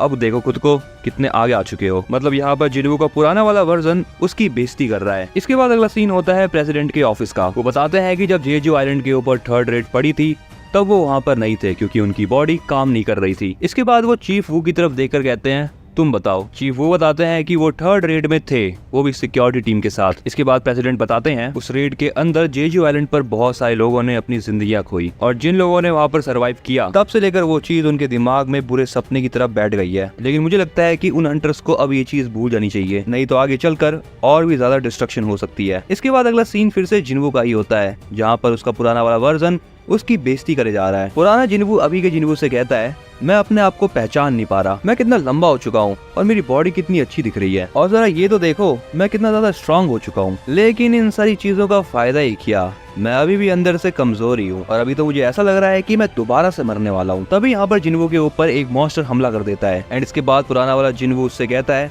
तुम अभी तक इस दुनिया में अपनी जगह नहीं पहचान पाए। अब यहाँ पर जिन्वू अपने पुराने वाले वर्जन को शट अप कहता है और उन मॉन्स्टर के अटैक से डॉज करने की कोशिश करता है, लेकिन तभी एक मॉन्स्टर जिन्वू का सर पकड़कर उसे जमीन में दे मारता है एंड इस हमले से जिन्वू का बहुत सारा ब्लड लॉस भी होता है। अब यहाँ पर जिन्वू को खुद के ऊपर फिर से सेल्फ डाउट होता है। तभी यहाँ पर उसको पुराना वर्जन उससे कहता है, देखा यही होता है जब तुम बेफालतू की हीरोपंती दिखाते हो, तो अब खुद देख लो मौत तुम्हारे सामने खड़ी है। जिन्वू यहाँ पर सोचता है क्या उसके साथ अभी वही चीज होने वाली है फिर से जो कि उसके साथ डबल डंजन में हुई थी। अब जिन्वू यहाँ पर मरने की हालत में होता है, लेकिन उसका सिस्टम उसे कहता है तुम्हारा डेली क्वेस्ट अभी तक पूरा नहीं हुआ है, अगर नहीं करोगे तो पेनल्टी लगेगी। एंड यहाँ पर उसके इस क्वेस्ट का टाइम ऑलमोस्ट खत्म ही होने वाला होता है और साथ ही में यहाँ पर ये मॉन्स्टर जिन्वू को खत्म करने के लिए अपनी तलवार उठा लेता है। लेकिन तभी यहाँ पर जिन्वू का पुराना वर्जन उससे कहता है, लगता है ये सिस्टम तुम्हें अभी भी मरने नहीं देगा। ओके तो फिर मैं चलता हूँ यहाँ से। अब यहाँ पर ठीक ऐसा ही होता है, जिन्वू का सिस्टम उसको एज अ पेनल्टी किसी दूसरी जगह पे ट्रांसफर कर देता है। इसके बाद अगले सीन में जिन्वू एक पेनल्टी जोन में होता है। यहाँ पर आते ही जिन्वू सोचता है, अच्छा हुआ कि आज का क्वेस्ट मैंने पूरा नहीं किया, मेरी जान बच गई। अब यहाँ पर जिन्वू सोच में पड़ जाता है, क्या उसे पेनल्टी मिली है या फिर उसके सिस्टम ने उसे जानबूझ के बचाया है। अब यहाँ पर जिन्वू अपने स्टोर में से 3 पोशन पीता है जिससे उसकी एनर्जी वापस रिकवर हो जाती है। इसके बाद वो एक और पोशन पीता है, लेकिन इसी के साथ वो एक नोटिफिकेशन भी पढ़ता है। यहाँ पर उसे पता चलता है कि अगर वो एक बार बहुत बुरी तरीके से इंजर्ड हो गया तब वो चाहे कितने भी पोशन पी ले अपनी एचपी नहीं बढ़ा सकता। तब उसके पास बस 2 ही ऑप्शन बचते हैं, पहला नेचुरल तरीके से हील होना और दूसरा अपना लेवल अप करके हील होना। तभी वो देखता है कि उसके सामने उस पेनल्टी जोन के बहुत सारे मॉन्स्टर्स आ जाते हैं और अब यहाँ पर उसको 4 घंटे तक इनके बीच सरवाइव करना है। लेकिन इस बार यहाँ पर जिन्वू इनसे बच के भागता नहीं है और इनको तगड़े वाले डैमेज देने लगता है, क्योंकि अगर वो ऐसा करेगा तब उसका और भी ज्यादा लेवल अप होगा। इसके बाद अगला सीन जिन्वू के घर का होता है। यहाँ पर उसकी बहन आधी रात को जग जाती है क्योंकि उसको एक बुरा सपना आया हुआ होता है। अब जैसे ही वो लिविंग रूम में जाती है वो देखती है कि उसका भाई जिन्वू अभी तक घर वापस नहीं आया। जिन्हा को ऐसा लग रहा है कि जिन्वू ने कोई गर्लफ्रेंड बना ली, लेकिन असलियत तो हम जानते हैं ना। अगले सीन में हमें दिखाया जाता है कि जिन्वू का बहुत आराम से यहाँ पर लेवल अप हुए जा रहा है और जिन्वू ने वहाँ के सारे मॉन्स्टर्स को मार दिया है। इसलिए वो कहता है लेवल अप करके हील करने का तरीका ज्यादा आसान है। यहाँ पर उसके पास अभी भी 10 मिनट बचे हुए हैं, इसलिए वो सोचता है कि अपने वेपन्स को ठीक कर लिया जाए। इसीलिए वो स्टोर पे जाके एक नाइट किलर स्वॉर्ड खरीद लेता है और यहाँ पर ये स्वॉर्ड तुम आराम से देख सकते हो, बहुत फेमस स्वॉर्ड है ये स्वॉर्ड यहाँ पर 25% ज्यादा डैमेज देती है आर्मर्ड मॉन्स्टर्स को। ये स्वॉर्ड थोड़ी महंगी है लेकिन खैर अच्छी भी है। इसके बाद वो अपने हाथ में एक रून स्टोन भी देखता है जो कि उसे इग्रिस को मार के मिली थी। इस स्टोन को यहाँ पर यूज करने के बाद उसकी एक नई स्किल अनलॉक हो जाती है जिसका नाम है रूलर्स हैंड। इंटरेस्टिंग बात यहाँ पर यह है कि इस स्किल को यूज करने में जिन्वू का कोई भी माना यूज नहीं होगा। वैसे इस वाली स्किल के हेल्प से जिन्वू यहाँ पर किसी भी ऑब्जेक्ट को टच करके उसको मैनिपुलेट कर सकता है। वैसे ये सेम एबिलिटी इग्रिस भी यूज किया करता था। जिन्वू यहाँ पर इस वाली स्किल का यूज करने की सोचता है, लेकिन उसे पता चलता है कि वो इस स्किल का यूज बड़े मॉन्स्टर्स पे नहीं कर सकता। एट लास्ट जिन्वू यहाँ पर कहता है, मैंने सब कुछ प्रिपेयर कर लिया और अब मैं तैयार हूँ, बाकी जो किस्मत में लिखा होगा वो होगा। अगले सीन में जिन्वू फिर से उसी डंजन में टेलीपोर्ट हो जाता है एंड वो यहाँ पर नोटिस करता है कि उन मॉन्स्टर्स का नंबर और भी ज्यादा बढ़ चुका है। अगला सीन चोए और उसकी गिल्ड का होता है। यहाँ पर उन्हें पता लगता है कि वो जेजू आइलैंड के पास पहुंच चुके हैं। चोए चाहे से कहता है, मैं जानता हूँ कि ये चीज तुम्हारे लिए थोड़ी सी पेनफुल हो सकती है, लेकिन चाहे कहती है कोई दिक्कत की बात नहीं है क्योंकि मैं थर्ड रेड के टाइम पे एक हंटर नहीं थी, लेकिन मैं जानती हूँ कि आप कैसा फील करते होंगे गिल्ड मास्टर। जहाँ पर इनका पायलट बताता है कि उसको माना के मल्टीपल सोर्स डिटेक्ट हो रहे हैं जो कि पानी से आ रहे हैं। अगला सीन फिर से जिन्वू का होता है जहाँ पर वो नाइट किलर का यूज करके उन मॉन्स्टर्स को बहुत आराम से मार रहा है। जिन्वू अब यहाँ पर कुछ अजीब सा फील करता है। वो खुद से कहता है, इतने मॉन्स्टर को मारने के बाद भी मेरा लेवल अप क्यों नहीं हो रहा। वो कुछ मेजेस को भी देखता है जो कि अटैक नहीं कर रहे होते क्योंकि अटैक तो बस ये नाइट्स कर रहे होते हैं। यहाँ पर जिन्वू को पता चल जाता है कि जो ये मेजेस हैं वही नाइट्स को समन कर रहे हैं, इसलिए अब उसका मेन टारगेट यहाँ पर मेज होना चाहिए। जिन्वू यहाँ पर ठीक ऐसा ही करता है और अपनी स्वॉर्ड को उस मेज की तरफ फेंकता है जिससे कि वो मेज मर जाता है। उस मेज को मारते ही वहाँ पर बाकी के मॉन्स्टर भी कम हो जाते हैं, जिससे जिन्वू समझ जाता है कि उसे अब बाकी बचे हुए मेजेस को मारना है। लेकिन ये मेजेस यहाँ पर छुपे हुए होते हैं, इसलिए जिन्वू को यहाँ पर उन नाइट्स को मारकर मेजेस को ढूंढना पड़ रहा है। अब यहाँ पर जिनवू उन मेजेस को ढूंढ कर उन्हें मार रहा होता है, लेकिन बाकी के बचे हुए मेजेस अपने मैजिक का यूज करके गोलम बना देते हैं। लेकिन जिनवू यहाँ पर अपनी बुद्धि चलाता है। वो सोचता है कि इन गोलम्स पर अटैक करने से अच्छा है कि वो मेजेस को ढूंढे और उनको मारे, इसीलिए अब वो गोलम्स को डॉच कर रहा है। फाइनली अब यहाँ पर जिनवू बचे हुए मेजेस को ही मार देता है, लेकिन वो ये चीज नोटिस करता है कि गोलम्स अभी भी उसके ऊपर अटैक कर रहे हैं। लेकिन यहाँ पर जिनवू भी अपनी एक्सट्रीम पावर का यूज करता है और उस गोलम को ही मार देता है। अब यहाँ पर फाइनली सारे मॉन्स्टर्स मर चुके हैं, जिसके बाद उसका सिस्टम उसे बताता है कि जिनवू ने यहाँ पर जॉब चेंज क्वेस्ट को पूरा कर लिया है। सिस्टम जिनवू को ये नोटिफिकेशन देता है कि जहाँ भी प्लेयर जाएगा एंजल ऑफ डेथ उसे फॉलो करेगा। अब यहाँ पर जिनवू समझ नहीं पाता कि इस चीज का आखिर मतलब क्या है, बट तभी उसका सिस्टम उसे और भी कुछ बताता है। प्लेयर की यहाँ पर पावर के लिए भूख बढ़ेगी, जिसमें उसकी मदद करेंगे कुछ घोस्ट, और ये घोस्ट आएंगे शैडो आर्मी से। शैडो आर्मी प्लेयर के लिए रास्ता बनाएगी। अब जिनवू का सिस्टम उसे ये भी बताता है कि अब वो एक नेक्रोमैंसर बन चुका है। यहाँ पर नेक्रोमैंसर एक तरह की मैजिक टाइप क्लास है जो कि अनडेड मॉन्स्टर्स को एज अ सर्वेंट की तरह समन करते हैं। अब यहाँ पर जिनवू का सिस्टम उससे कहता है क्या तुम्हें ये जॉब एक्सेप्ट करनी है। जिनवू इस चीज के लिए मना कर देता है, लेकिन उसका सिस्टम उससे फिर से कहता है एक बार फिर से चेक कर लो। जिनवू को यहाँ पर एक्चुअली में क्लियर ही नहीं हुआ कि आखिर करना क्या है, इसलिए वो सोचने लगता है। अब यहाँ पर जिनवू काफी देर तक सोचने के बाद फाइनली हाँ कर देता है। इसके बाद अगला सीन होता है हंटर एसोसिएशन के प्रेसिडेंट का। यहाँ पर सुबह होने वाली होती है। यहाँ पर वो कहता है अभी तक चॉय और उसकी टीम जेजू आइलैंड पे पहुंच गई होगी। प्रेसिडेंट कहता है हाँ शायद तुम सही कह रहे हो। अगला सीन जिनवू का होता है, जहाँ पर उसके साथ कुछ अजीबोगरीब चीजें हो रही हैं, और अजीब से मेरा मतलब है बहुत ज्यादा अजीब चीजें हो रही है। यहाँ पर जिनवू की बॉडी में से ब्लैक एनर्जी निकल रही होती है। ये सारी चीजें होने के बाद उसका सिस्टम उसे बताता है कि अब वो नेक्रोमैंसर से शैडो मोनार्क बन चुका है। यहाँ पर वो कुछ मरे हुए मॉन्स्टर्स को देखता है, जिनके अंदर में से उसे कुछ अजीबोगरीब सी आवाजें आ रही थी। अब यहाँ पर फिर से उसका सिस्टम अपीयर होता है और उसे कहता है तुम एक कमांड वर्ड को बनाओ। जिनवू यहाँ पर सोचता है कि वो कमांड देने के लिए क्या वर्ड चुने। यहाँ पर वो कमांड नेम सोच लेता है और उसका नाम होता है अराइज। अब जैसे वो यहाँ पर अराइज बोलता है, यहाँ पर उनकी शैडोज एक्सट्रैक्ट होकर बाहर आ जाती है, जो कि कुछ ऐसी दिखाई दे रही है। उसका सिस्टम उसे बताता है कि उसकी जो नई स्किल है वो है शैडो एक्सट्रैक्शन और शैडो स्टोरेज। इस वाली स्किल को यूज करने में उसका माना ड्रेन होगा, लेकिन इस चीज से वो अपनी एक शैडो आर्मी बना लेगा, और इस शैडो आर्मी को वो कहीं भी समन कर सकता है